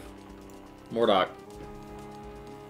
They're saying no, and then there's really saying no. Yeah, I have to... Oh. So, Patron gets 12 back. Oh my gosh, he healed me. Yes, I know. I'm regulated to healer. That sucks. Zed, put it in your journal. Date it. Today, Mordok healed another player. Just kidding. Anything else from Mordok? Yeah, I'm gonna move to... Why would I do that? Don't move. Yeah, I'm gonna move to here. That's it. That's all I can do. Alright, Baylor. Question, I didn't deal any damage last round, and I didn't take any damage. I tried to hit that guy and failed miserably. Would rage drop? I don't think so. No.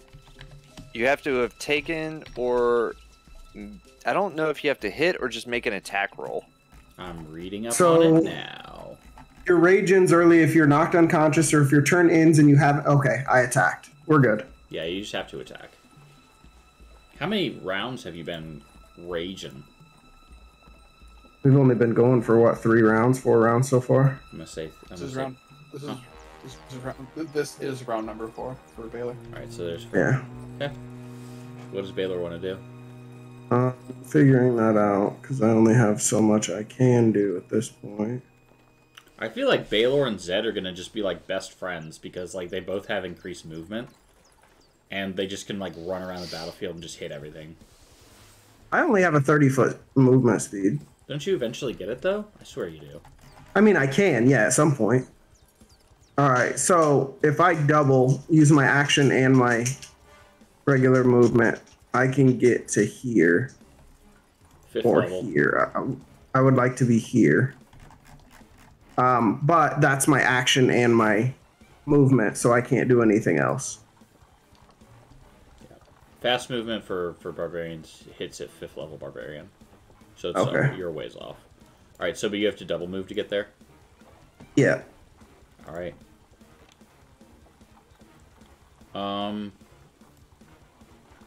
She's gonna use her bonus action to hide, which is better than theirs, so good enough. And we're gonna Ray of Frost again. Almost another crit. Look at that. Alright, is that a... It is not a nat Now, one. if she's hidden, isn't that with advantage? Oh, it is with advantage. Now, you're right. So yeah, she'll hit this guy, and she'll kill him. Bam, he's dead. Poor Baylor. Everybody dies right when he gets there. There's another guy for him to hit right there. This guy... Story of Well, his that life. guy has to hit me or I lose rage, because I couldn't attack last round. Well, he's probably going to come up and hit you and then die. This guy right here is going to chill where he's at. He's not moving. This guy, on the other hand...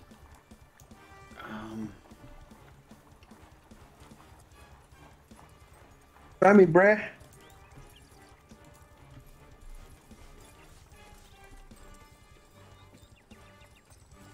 I do have a question right before Zed's turn. Alright, he's going to run up and attack you with a scimitar. He doesn't hit. What's your question? All right, so my question is concentration. Can I drop it at any time, or do I have to do it on my turn?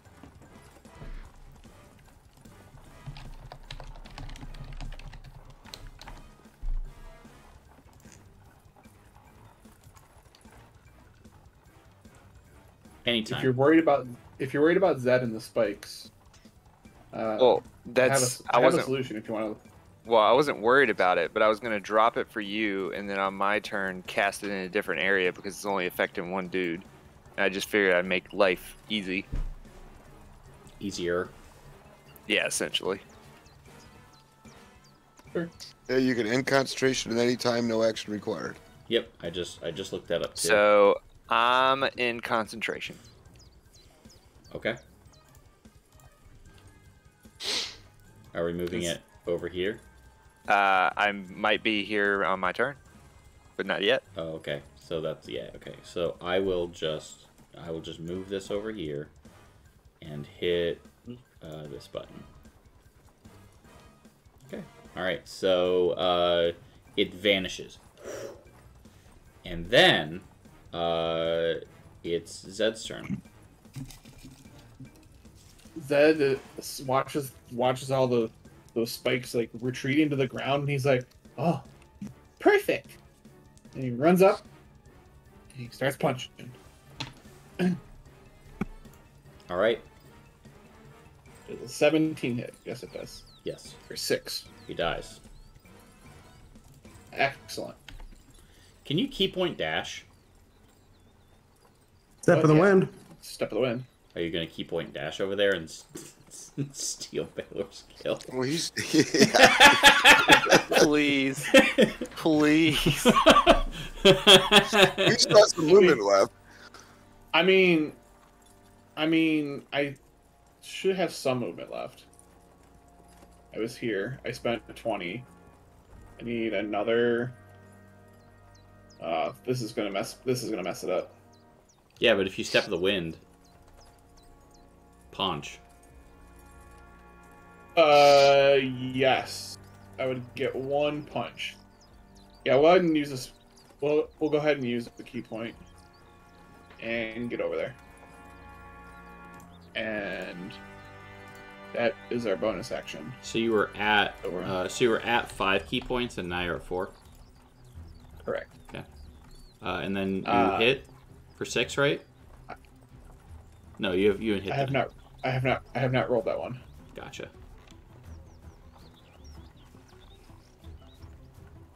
That'll hit. 12 will hit. For 8. Fire. As that guy disappears, Baylor like yells really angrily, but like it falls into like a really sad. Oh, It's just like the as his scene with the rage Hulk when drops. he's just like when he's like grab that yeah. hammer. Do you have to be hit or just attacked? No, I have to be hit or attack or deal damage. So as I'm screaming, I go into that like oh, because my rage drops. All right, cool. You're just so infuriatingly sad that Zed has like taken all your glory. All right. Good news. Now that rage has dropped, I'm gonna shoot you. Technically, it doesn't drop till my next turn, but oh, okay. sure. Oh, so But is it still I active? Yeah, dog. Oh, so then Well, that was theatrics. But here's the thing. now your rage is back online? No. If he gets poked, he gets angry again. Yeah, actually. So that happens, right? You just got shot with a crossbow bolt. So take Okay, so then I wouldn't drop rage there you go. because I was only dropping. Also, I only take 2 of that. No, I take 1. I take none of that because Armor of Agathis. But Armor of Agathis is gone now. Armor of Agathis is gone. Okay. I mean, that armor was worth like 20 HP plus. Yo, dog, it's been clutch. Yeah, you've taken like 1,000,000 damage from it. All right, so that was the first bandit. Now the second bandit is going to also shoot at Baylor. Nope. Oh, he's not. I mean, he's going to shoot in your direction. That guy's unconscious. Patron. I'm gonna hold a spell when Baylor gets right on top of all those guys. What is the spell?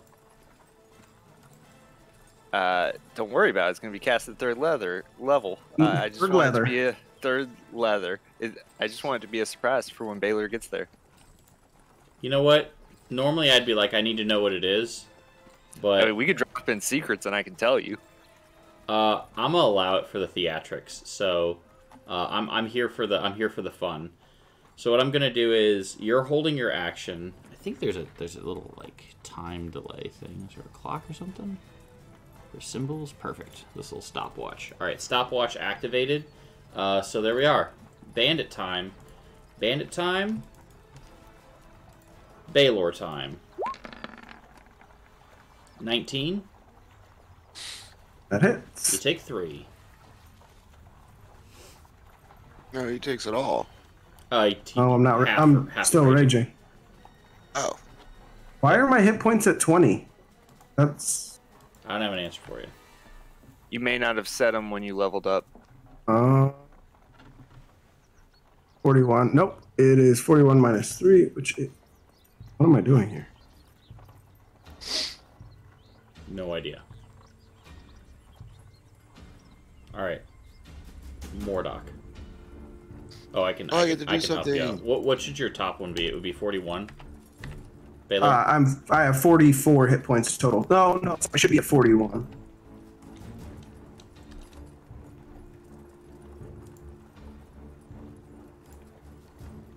You said you should be at 41. Yeah, I have 44 hit points, lost 3, 41. So 44 hit points is your top, and now you're at 41. Okay, cool. Yes. There we go. All right.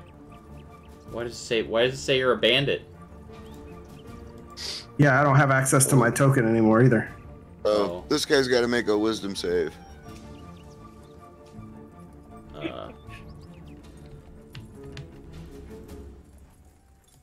One moment. I've broken a thing. Achievement unlocked. Character converted to NPC. There we go. And it should be. I mean, Baylor's been as productive as an NPC this so far. Hey. All right. No. I momentarily had a flashback of Korash there for a second. That was me talking, not Zed. It is not fair for you to tell me I've been ineffective when your character's been running around just housing people out from under me. Oh my goodness. All right, Mordok. Yeah, well, this guy's got to make a wisdom save. Yeah. I just love the idea of just like Zed running around being like, all right, it's just being like, I was born for this. I am speed. Yeah. All right. So he takes 8. Is that correct? Yep. Okay. All right, Baylor.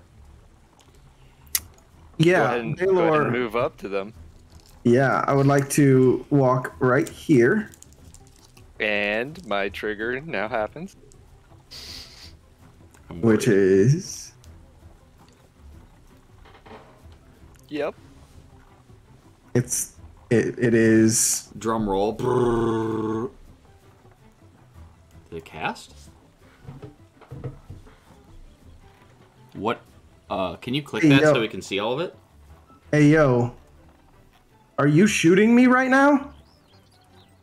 No, don't worry. Can you click the... can you share the spell so we can see it? I see it's called Wither and Bloom. Alright. You invoke both death and life upon a 10-foot radius sphere centered in a point within range. Each creature of your choice of the area must make a Constitution saving throw, taking some damage on or half. Okay. So first guy is going to take half. Second person is going to take full. And the third person is going to take full. Alright, so this guy dies. This guy takes 4. And this guy takes half, which is 2. Alright, we did that. Non-magical vegetation withers. In addition, one creature of your choice in the area can spend roll one of its unspent hit dice and regain a number of hit points equal to the roll plus your spellcasting ability modifier. Alright. I don't need to do that. I've lost 3 hit points and I'm a tank. You don't, but you can. But you can. Yeah, but I don't want to spend a hit die for 3 hit points. Fair enough. Alright, Baylor's done? Yes, so I can attack now? Yeah. Whack. And one guy died. It was going to be really funny if that was max damage roll and killed them all. It's messed up. I'm going to imagine a 20 hits. I don't need to add a d4. Yep. I now see the theatrics. 14 slashing damage. Alright, this guy's dead.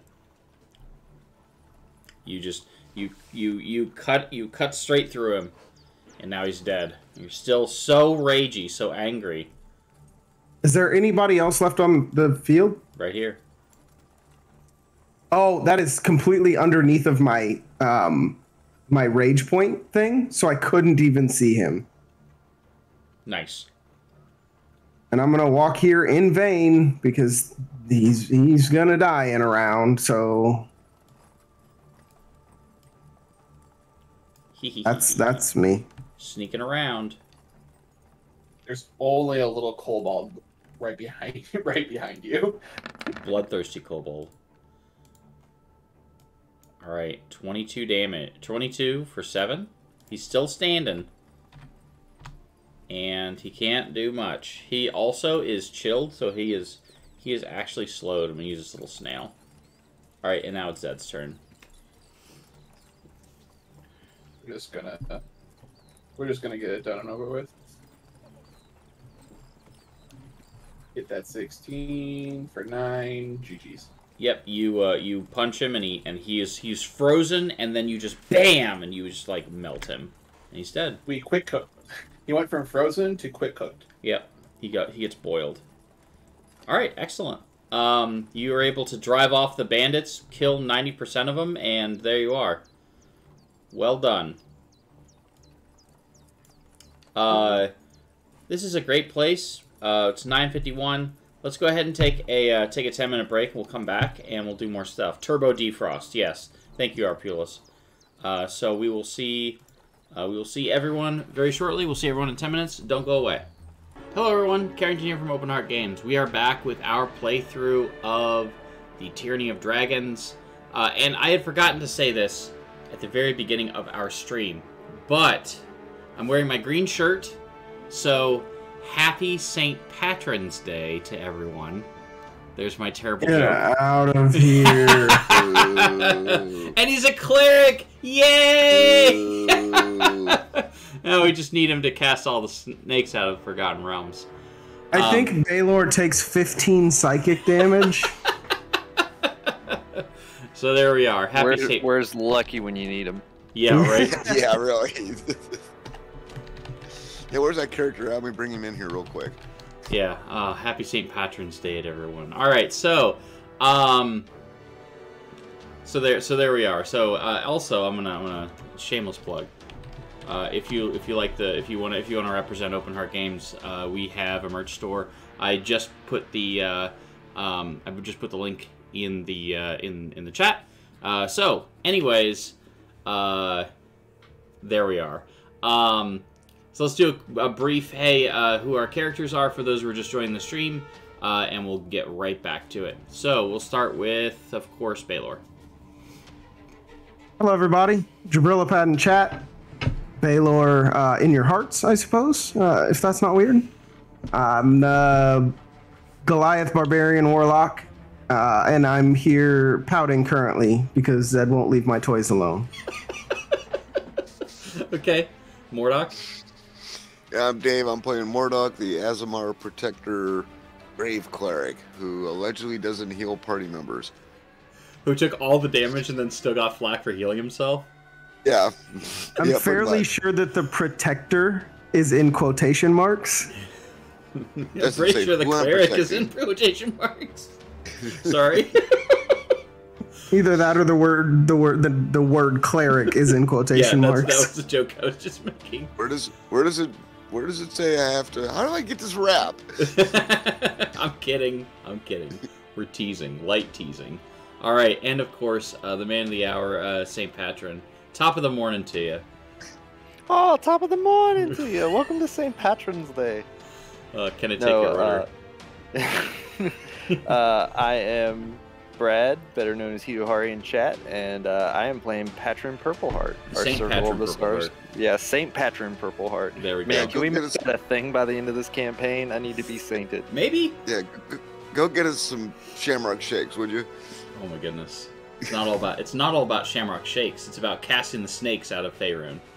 All right, anyways, moving on. Zed.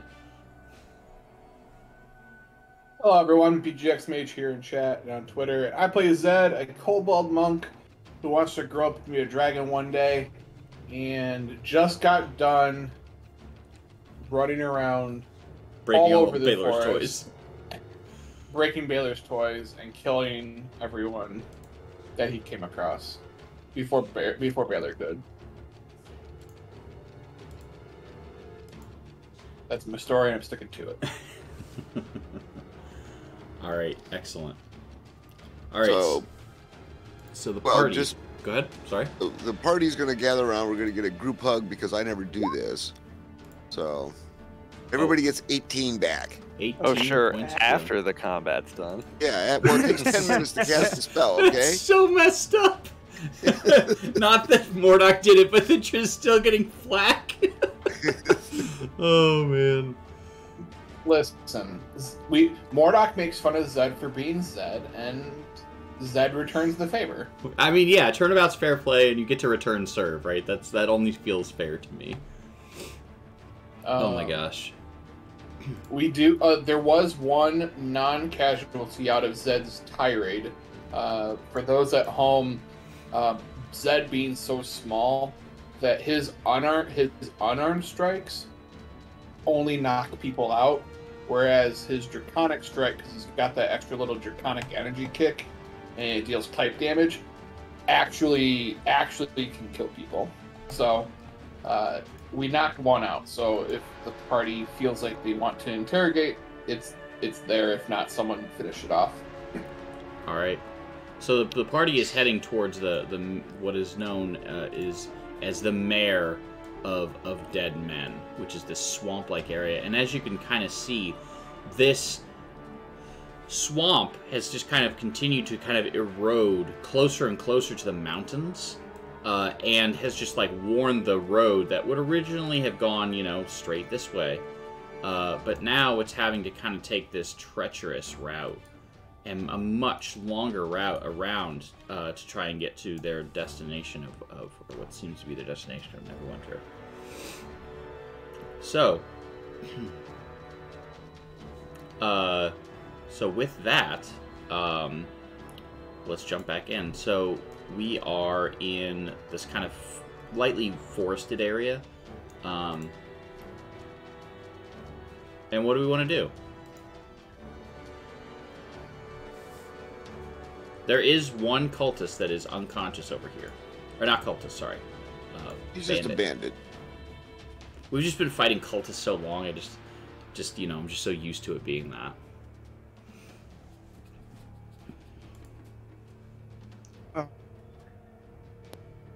Baylor will do his duty and go pick up the unconscious cultist and put him on top of this rock. Okay. We're just leaving him there? Well, I was going to wait for the team to make a decision. I'm not smart enough to do that, so... I feel it is only tradition that we hang him from a tree naked and leave him by the side of the road. Well, we're working for somebody else. I mean, he said we had to take his order, so we should probably let him decide what to do with him. But I will strongly advise... At the suggestion, Baylor is already shaking him by one ankle upside down. Trying to get, like, change to come out of his pockets or something. Okay.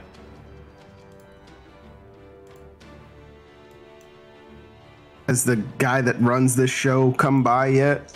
Yeah, he comes by and he checks in with the entirety of the team, and he says, "We are the team." Yeah, well, I mean, you're just one. This is just your part of the caravan. He says, "Oh, you're right there." Yeah, we're fine. I'm gonna stop shaking, turn and look at him all guiltily.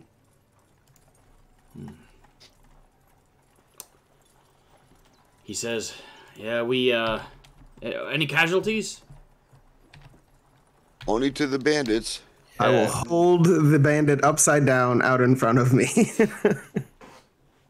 Well, we only lost one lad, but we were able to drive him off.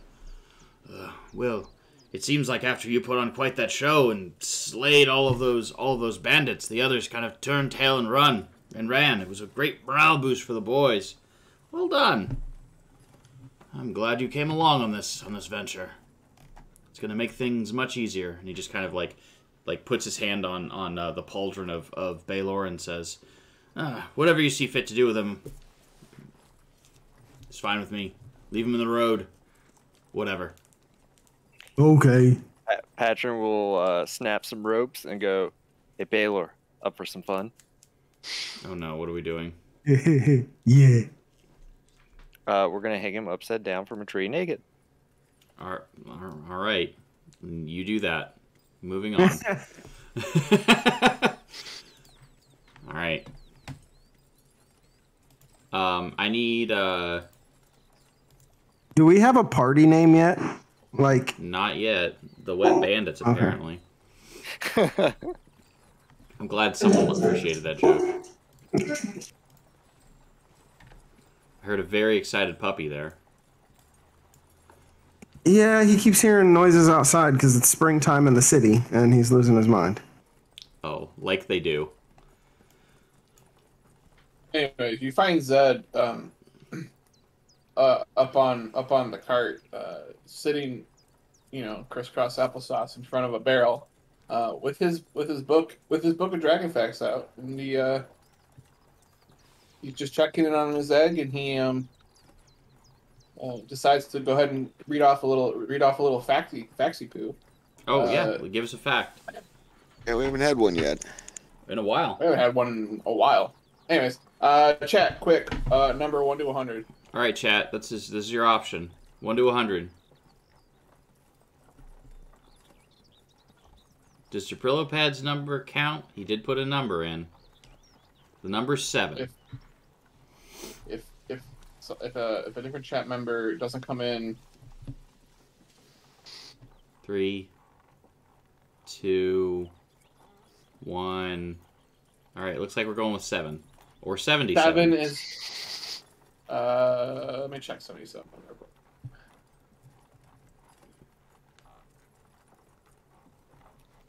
Hitohari says 777. I said 1 to 100. Hitohari, your failure to listen to instructions is alarming. Anyways, 77 is far more interesting. So, let me get back into Zed mode. So I got a little dragon fact for you, buddy. Did you know that ancient fairy dragons are rare, but they throw the best parties? If you're looking for a lit party in the Feywild, you better find a fairy dragon. Dragon facts. Dragon And he facts. closes up the dragon facts, and he closes up his little book of dragon facts and tucks it away back in his bag and spins around. He doesn't actually like get up. He just spins around. And he's just sitting. Does he like put his hand? Does he put his like? Does he put his talon or do you have talons, claws? What would you say? What are you gonna call them? Hand. For lack of a better term, sure. Okay. Of course, he's constantly checking because he knows that when he does good things, that the egg's been moving and rattling, and so he's been using that as a temperament to like try to gauge of like how things are going. And so yes, naturally he's gonna go ahead and like even put his ear up to see if he can hear rustles and stuff. And you can hear you can hear gurgling and also some rustling. And also, like the egg itself, like, moves. Ooh, making progress. Excellent. And he goes and sits back down, and at this point, he's looking out towards Baylor and company. All right. And that's where we are. So everyone is gonna try and take a short rest. Yeah. Short rest is fine. Okay. We'll get a long rest when the next day comes. So when you get there. Well, it's not the next day. This is a dangerous place. So, you move further down the road, and I need you all to make. I need you all to make perception checks. Is it still rainy and relatively dark? Yeah. Okay.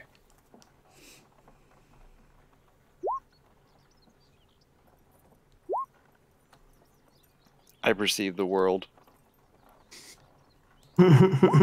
Zed comes close.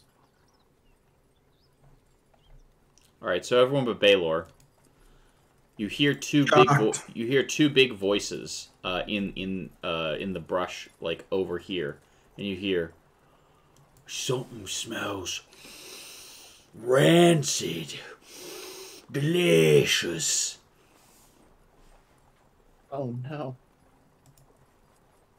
And that's where we're at. Was it in common? Trolls. No. Was it in common? It is in common. Okay. Where do we hear this from? From over in this area. I missed that click. Yeah, I'm not seeing it. Just to the left of us. Yeah. Baylor, do you have family out here? I hope not. No. What do you want to do?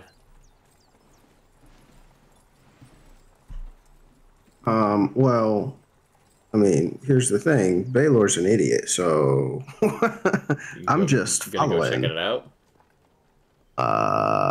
Not by myself. No, I'm an idiot. I'm not stupid. If we could get the cart going, that would Sorry, be... sorry, that got me. I'm an idiot. I'm not stupid. Touche.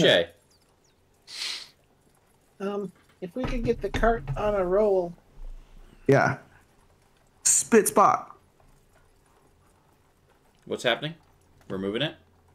Yeah, like, are we moving along with the convoy at any kind of a pace here? Like, let's go.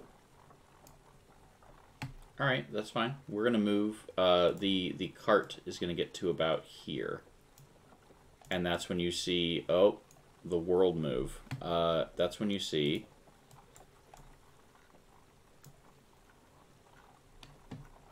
these two big things. Sweet. Yeah. Why don't you hand over whatever's in the barrel? And I'm guessing the answer is gonna be no. Yeah, can I just preemptively hit him with an Eldritch Blast right in the eyeball? Like, is that something I can do? Yeah, I'll let you do that one thing, and then we're gonna do initiative. Okay. And, like, where's my spells here? Eldritch Blast. Whoa! Oh no. Eldritch Blast, Nat 1. That sigh was so good. He gets 2 beams now. Oh, I don't. Goody. Yeah, he does. Yeah, you do. I don't think I do. Yeah, it's level. It's based on level, not on class level. Oh, what? Yep. Let's go. Wait a minute. No. We talked about this last week. That's why Eldritch Blast or Warlocks are so great to pick up. Mm-hmm. Oh, we did. I remember that now. What I'm going to do is this. So your shot goes wide, and you don't have enough time to do another one. That seems fair to me. You are a saint. I mean, there's also no one in the range. So here we are. You know what I'm bad at? Initiative. So I'm an ogre. An ogier. That's what I get a natural 20 on? Sure. All right, descending. Oh, sure. I also have to throw a Jamna in there. Yeah. All right. Hey, Patron, what's your dex? What's my dex? Yeah. It's only 2. Like your mod, is it 12? No, 2 would be 15. 2. You're gonna go first because you have his is a dirty 21. Aren't we both dirty 21s? Yeah, but I have a lower initiative than you do. I critted. Yours is a crit. No, I meant initiative modifier. Apologies. Initiative modifier. But you crit. Yeah. I believe you deserve the first. That's fine. Baylor, you're up first. Okay. Do I get to use another turn? Yeah, it's a new turn. Sweet. I am not getting off of this cart by any means. So what I would like to do is... So you're not concentrating. Go ahead, continue. Yeah, that's what I want to do. I want to cast... Ooh, never mind. Eldritch Blast. At that guy. You do it. Are you kidding me? God. Oh my goodness. How? I mean, it's 2 in a row at this point. I'm gonna say this time, as you're casting the Eldritch Blast, you channel, and the energy like almost seems to like snap and crackle around you, and it actually like goes into the cart itself and busts the wheel off. Sure. You get a second beam. You do get a second beam though. I'm afraid to say those words. No, that's my turn. You're not gonna shoot your second beam? And ruin the cart totally? No, I think I'll pass. All right. Well, what are the odds of rolling 3 ones out of 3 dice?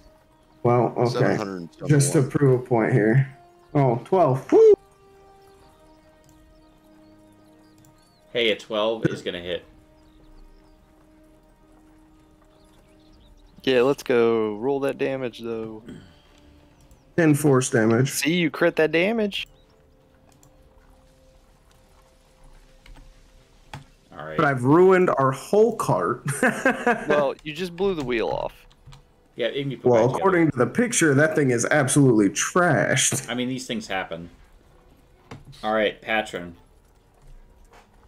So I need a rules clarification. If I wanted to cast a second level spell that doesn't have an upcast, but I don't have any second level spell slots, can I use a third level spell slot to cast that spell? Yes. I believe the answer is yes. Well, excellent. Bring my spike growth back out, please. Hey, there you go. Hang on a second.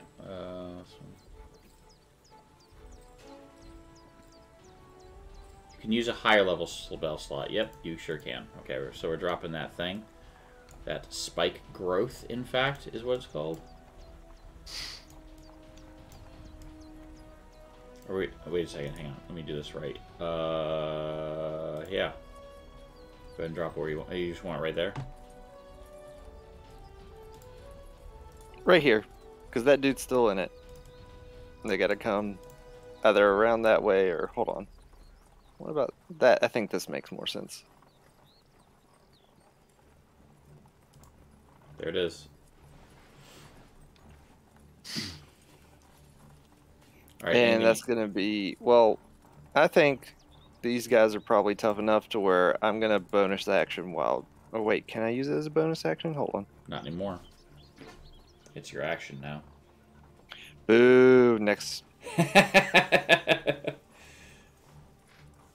That's funny. Anything else from Patron? Just Shillelagh and pass. Oh, so you're casting Shillelagh on yourself? Yep. Shillelagh cast. Zed. Oh, Zed's now absolutely useless. He's going to check on the egg and make sure that it's okay. Yeah. Casually looks over and sees spike growth. Yep, Zed's out.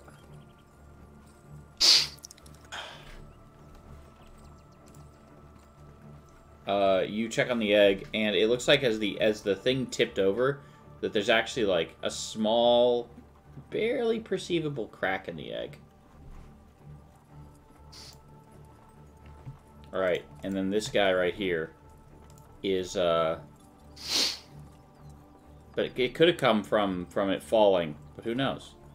All right, and we're gonna not move because of this, and we're just gonna throw a javelin at Well, Patron. he can't see. Oh, you're right. So he's also dumb as a box of rocks, right? Yeah. All right. 5, 10, 15. So, go ahead and roll it 3 times, okay?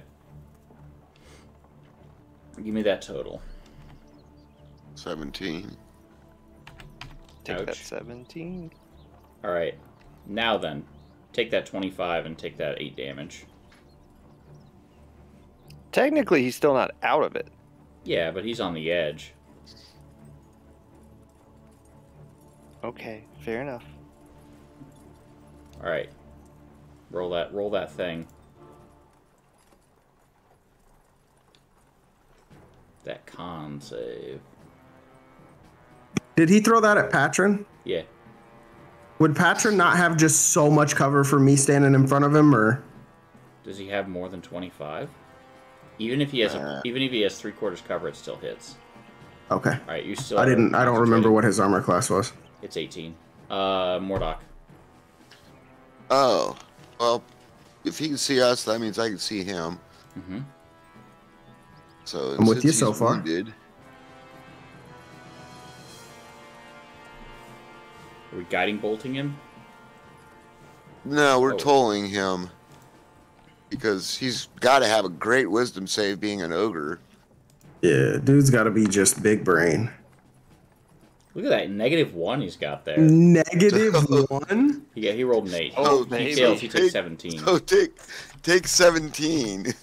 Yep. Ouch. -1? That's excellent. All right. Oh no! This guy sees all the damage Then I'm gonna happen there. move. Then I'm gonna move there. Owie. That guy sees nothing. 5. Well, hold 10. on. He moved out of it. He still moved. I thought it was moved through it. Well, he was in it, right? Doesn't that count as moving I'll through give it? you 1.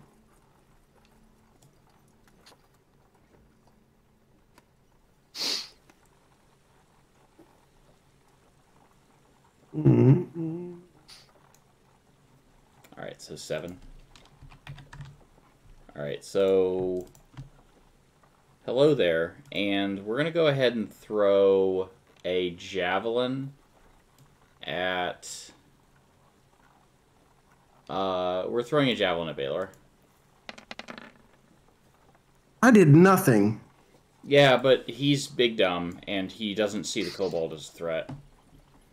Well, he also didn't try very hard, so Yeah. no hit. Yeah, no hit, Jamna.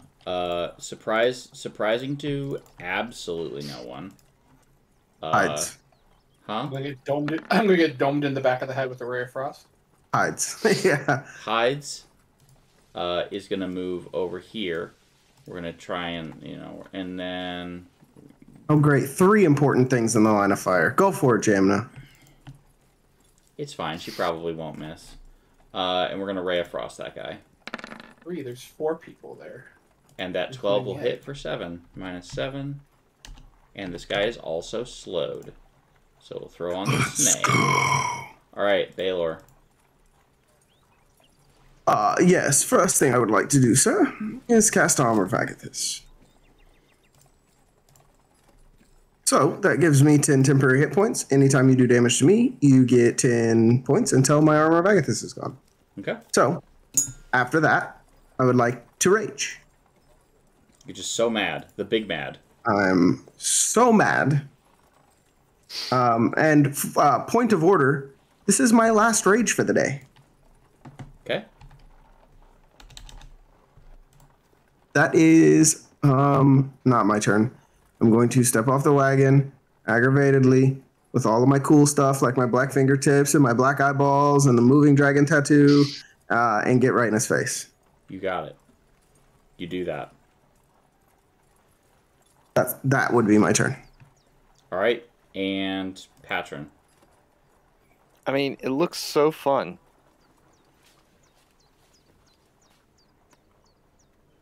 Not sure if we're seeing the same thing here, bud. What looks so fun? Well, if I can find my Toll the Dead. Are we gonna toll this guy? I'm gonna toll whichever one just got told.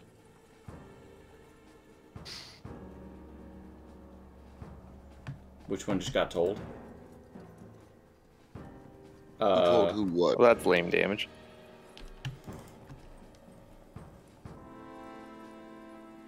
Oh, and it's the D12s. It is. Well, I'm gonna pass this one. That's a negative on that. Okay. Alright, cool. Anything else from Patron? Nope, that's it. Zed.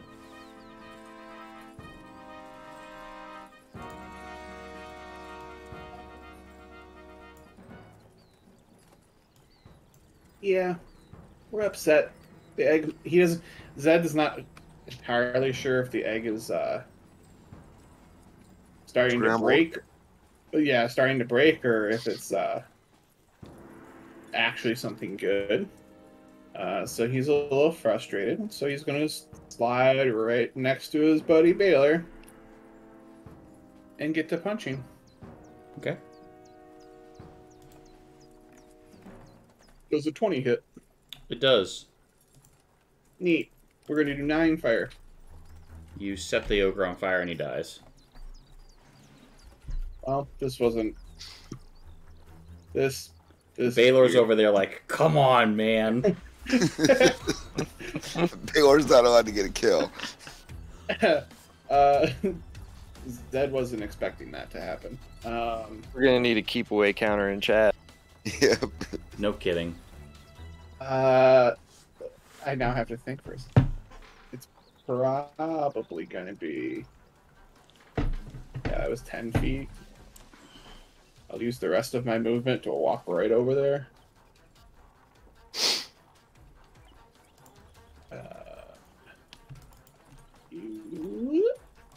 You want to try and stun him? This would be an instance where, yes, I would end up doing it, but I have to hit first. Okay.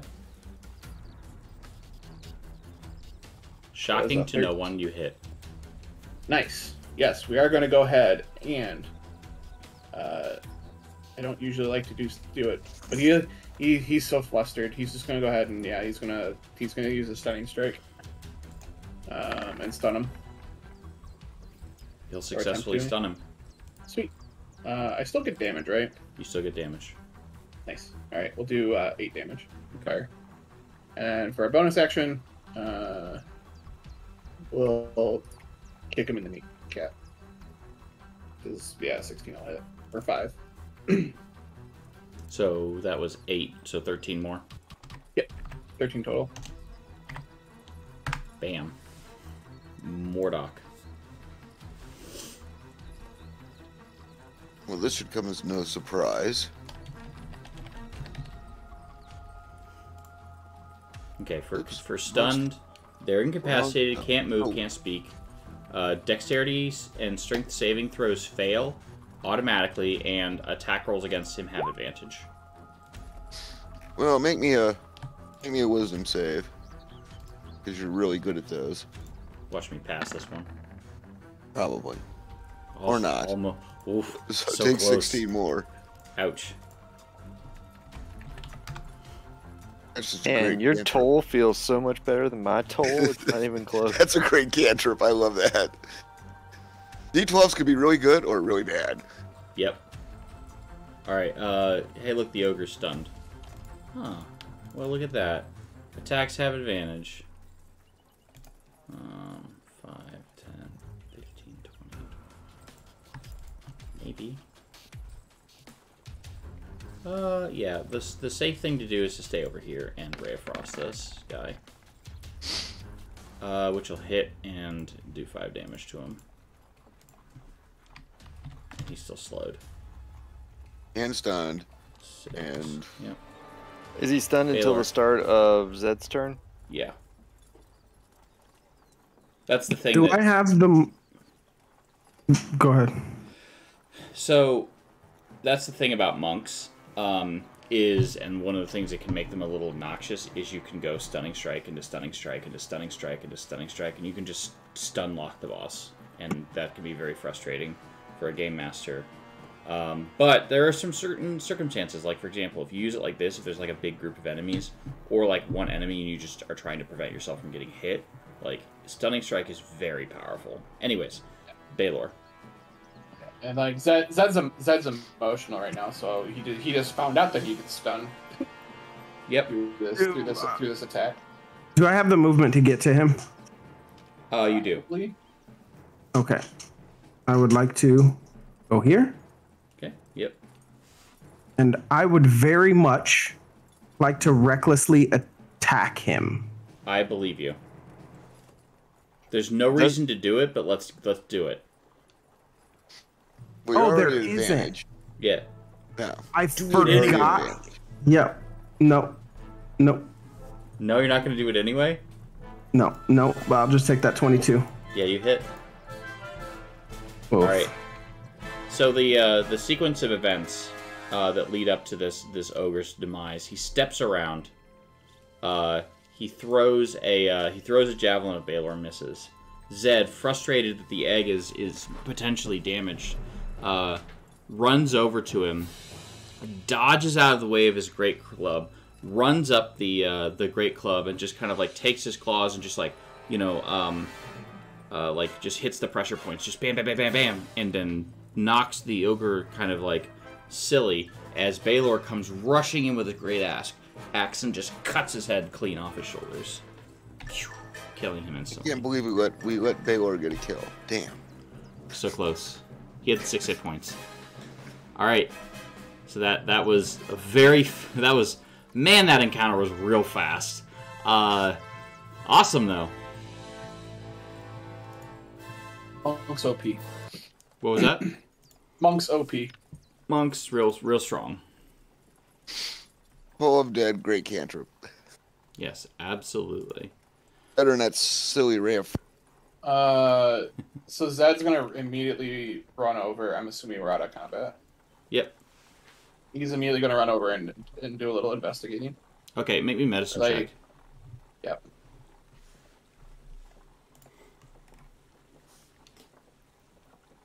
Not great. It looks like the egg might be damaged from the fall. Oh no. Can someone else? Is that take a look? something you can cure wounds? I don't know, but I'm not sure. I want to I- spend a lot of time worrying about this Oh, when that gnome is around. The last thing we need her to know She already knows. is that we have a dragon egg. Yeah, she saw it and she said, "What's that?" And you said, "Don't worry about it." She was like, "Okay." Well, I she thought knows you you saw have. the She barrel. knows you have something. She doesn't know it's a dragon egg. Right. That's fair. I mean, we're telling everybody it's a barrel of Patron's special ale. Yeah, remember she smelled it and vomited? Yeah. Big yikes. Yup. Guys, it could. It's not. Carrington, He's kind King. of just fumbling over his words because he's getting emotional. do I think that like a healing spell will fix the crack? You can roll knowledge nature.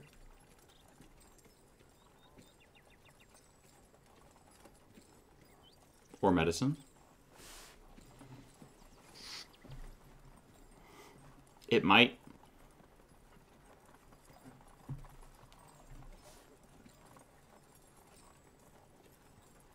Do you want to try it? Yeah. What do you say when you do it? Come on, little buddy. It's too soon. Okay. And with that, the crack along it just seems to kind of like seal back together.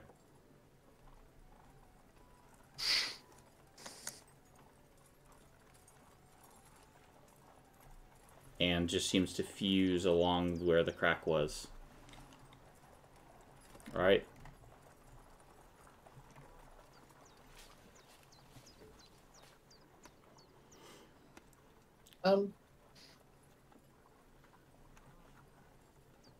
Do the ogres have like any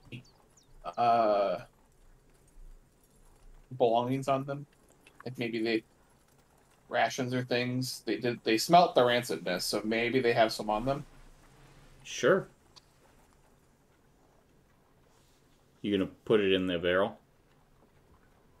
Absolutely, if that is indeed what they have. Yeah, they have some spoiled meat and things like that because they're ogres and gross. Some spoiled cabbage and other things, reeds and nonsense like that. So they have sauerkraut. Sauerkraut, yeah, sure. Yeah, corned beef and cabbage. Since it's St. Patron's Day, jokes. Yeah, that's what you're able to find there. Yeah, of course. Zed's grabbing what he can, and he's kind of just jamming the barrel with it. Okay. And he'll go ahead and infuse it with some acid himself.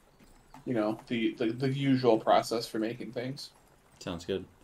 Jamna's gonna ask what you're doing there. What are you doing there, little friend?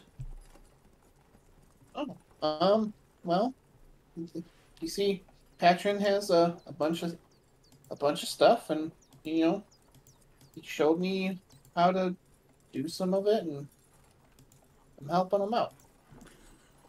Roll me a you're a liar check.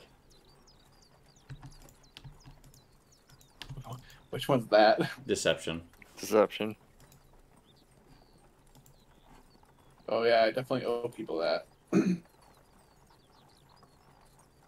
Oh yeah. Woof. Huh. Let's also just quickly make a perception check. She says, "Okay, well, let me know if I can help." Also, No, good fighting. I got it. All right, and we'll take this. Won't ever need your help. Nope. I won't. You can just stop asking.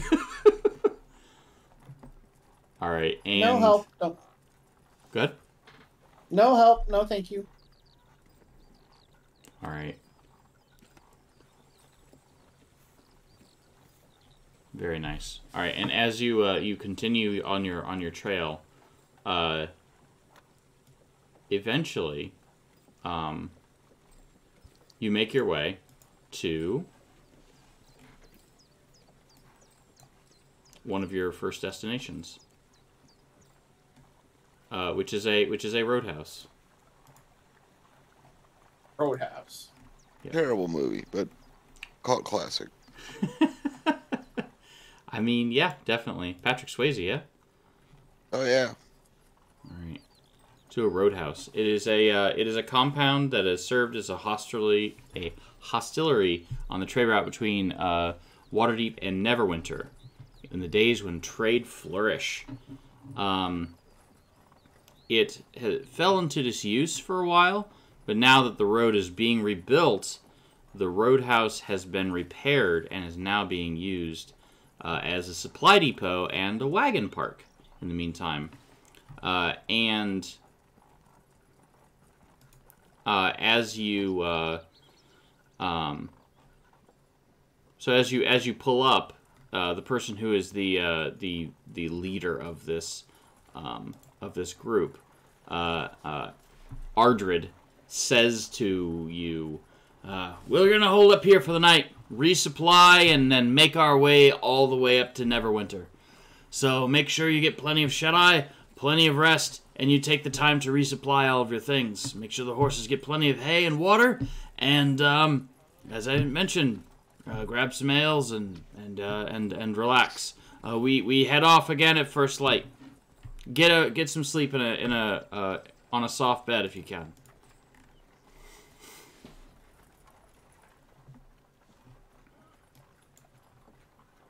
So what do you think? I've set you in front of one of the main entrances. So I guess you can just see everything. So I mean, sounds fine by us.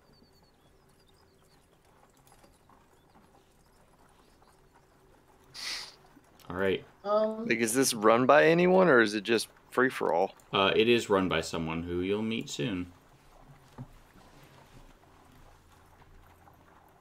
And we gotta make sure that Barrel's with us. Yeah, I it's would always- pick it up. Yeah, it's always carried by Baylor when we're off the cart. It has been established. Okay.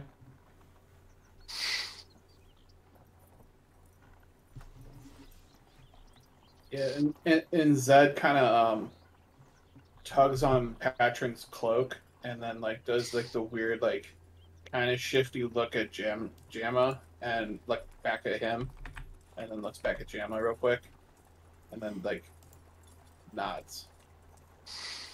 Got it. So, is Got this a it. good place to end for the night, Carrington? Shortly, yes. There's a good- Shortly, okay. Yes. So as you walk in, there is an individual who says, he's a big burly half orc, who kind of steps up and says,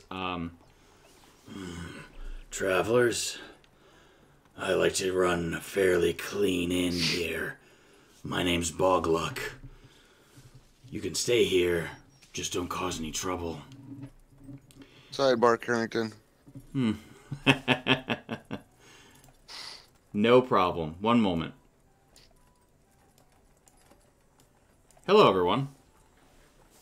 Just you and me, Everyone Mordok. should just be me. Yep, Okay, this guy's on my list. he is on your list. Oh, Just so you know. I know. That's why I said sidebar immediately. Yeah. So So- Mordok has a list of people who they killed your family, right? And me. Yes, and left you for dead. Yes, and you, and killed you. He killed me. And now you want vengeance. Yeah, This does he is one know of the me? people, huh? How do we want to play this? Does he know me? I mean, he hasn't really seen you too much. If you keep to the back, I'd say he probably would think you're dead. He would be very surprised to see you. So, if you just kind of like, kept your cloak down and that kind of thing. Okay. We'll go from there. Sound good? Sounds good. All right. Cool. Moving. Oops. All right, moving everyone back up. All right, welcome back, everyone. All right, so now that we've had a short sidebar, he says, "All right, any questions?"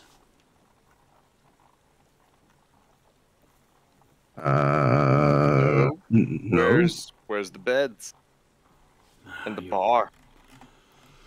He says, "All right, rooms are upstairs." He says, "There's a kitchen. There's a kitchen just over here. So there's a so right here is the main area. Oops, I'm in the wrong area. So this is the main area. The upstairs, these are the rooms. There's a kitchen here, which is used for preparing food. The upper room is used for preparing food, and this is also a commoning room and whatnot. So this is where this is.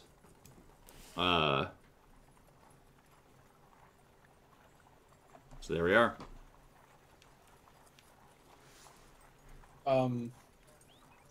Not to create any plot holes, but our cart blew a tire. How did we get here? I mean, you I care. picked I mean, the card up and put the tire back on. yeah. Does anyone have mending? Because I won't heal parties, but I can mend carts. Bam. So- There you go. You do have mending though, Mordok? Yeah. There you go. Bless you. That's hilarious.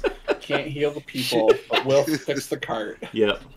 You do the Lord's work. As which Lord it is, I mean, that's up to you and your God. All right. Fantastic. Anyways, not to derail us. No problem. So More you're here. than the wheel on a You cart. bring your thing here. I'm gonna give you all this fairly large because these are all rooms. And which one is supposed to be? For a second, I thought you were going to say, I'm going to give you all this fairly large staple. Yep. But which one is his room? That is super weird. You just get to pick. Oh, there it is. Okay. So it's here and there. All right. So right here is this is the room I'm going to give you. I'm going to give you this the bigger room to go there.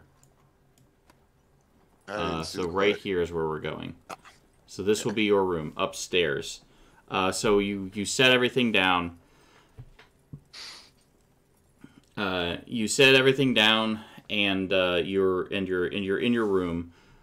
You're pretty sure that there is something going on here. Like, there's definitely something going on here. Yes, please make me. Oh, I just know. Yeah, I know you know, and you can decide if you want to. Would you like to share that information with the group? Yes. Okay. That Bogluck, that half orc, he's a cultist. Oh, really? Yes. He needs to go. I'm not leaving here with him alive. How do you know he's a cultist? What's he turned me into a newt? Jamna lights her pipe and sits in the corner and is just like, I'm gonna watch what's happening here.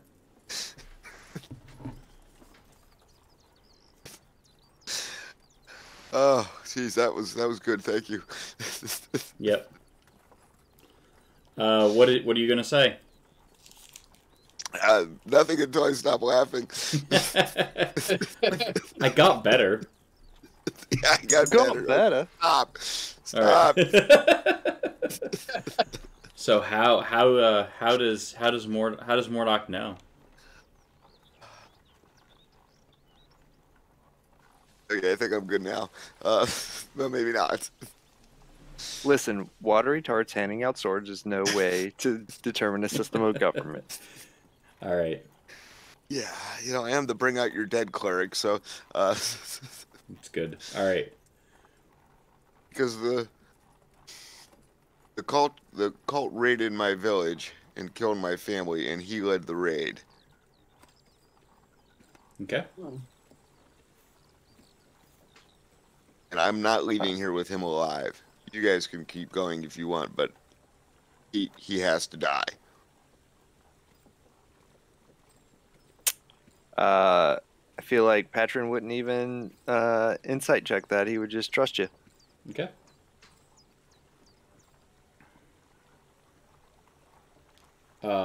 With that, Jamna says... Dun, dun, dun. No. Oh, no, wait. Jamna goes with her pipe and points and says, your barrel's leaking and moving.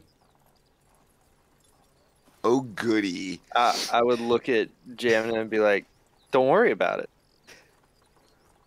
You hear a cracking noise. That just means it's getting ready. Oh, great. Carrington, you jerk. Did I forget to put the fermentation gasser on? Uh-oh. Uh-oh. Do you remember when I told you it was going to be the worst possible time? Now, I have a question, Carrington. Yep. How does animal handling work with dragons? Well, they're not animals. They're not animals, and it looks like we're going to find out next time. So right now, it looks like the egg that they have been carrying along is going to crack open next session. So that would be very exciting. Thank you so much for those of you who stuck around and watched our stream today. I had a great time. I hope all of you did as well. If you like the content that we make here at Open Heart Games, you can help us out in several ways. The first is you can subscribe to our Facebook, to our Instagram, to our Twitch channel, and to our Facebook and our YouTube. I may have said Facebook already. Anyways, to our YouTube channel as well. You can also subscribe to our Twitch channel. That definitely helps us out as well, as it provides that. Also, we have a, right down here below me, one of the things that is a big piece of what we do here at Open Heart Games is we raise money for children's hospitals. Our children's hospital is Roanoke Carillion Children's. Last year, we raised over $4,000 for that children's hospital, and we want to continue doing that great work. We also participate in events where we raise, where 100% of the money goes directly to that children's hospital through the Extra Life charity and Children's Miracle Network hospitals. So, thank you all so much. And we'll see you next time as this egg opens and and the can of worms is open further. Thanks so much, and have a great night.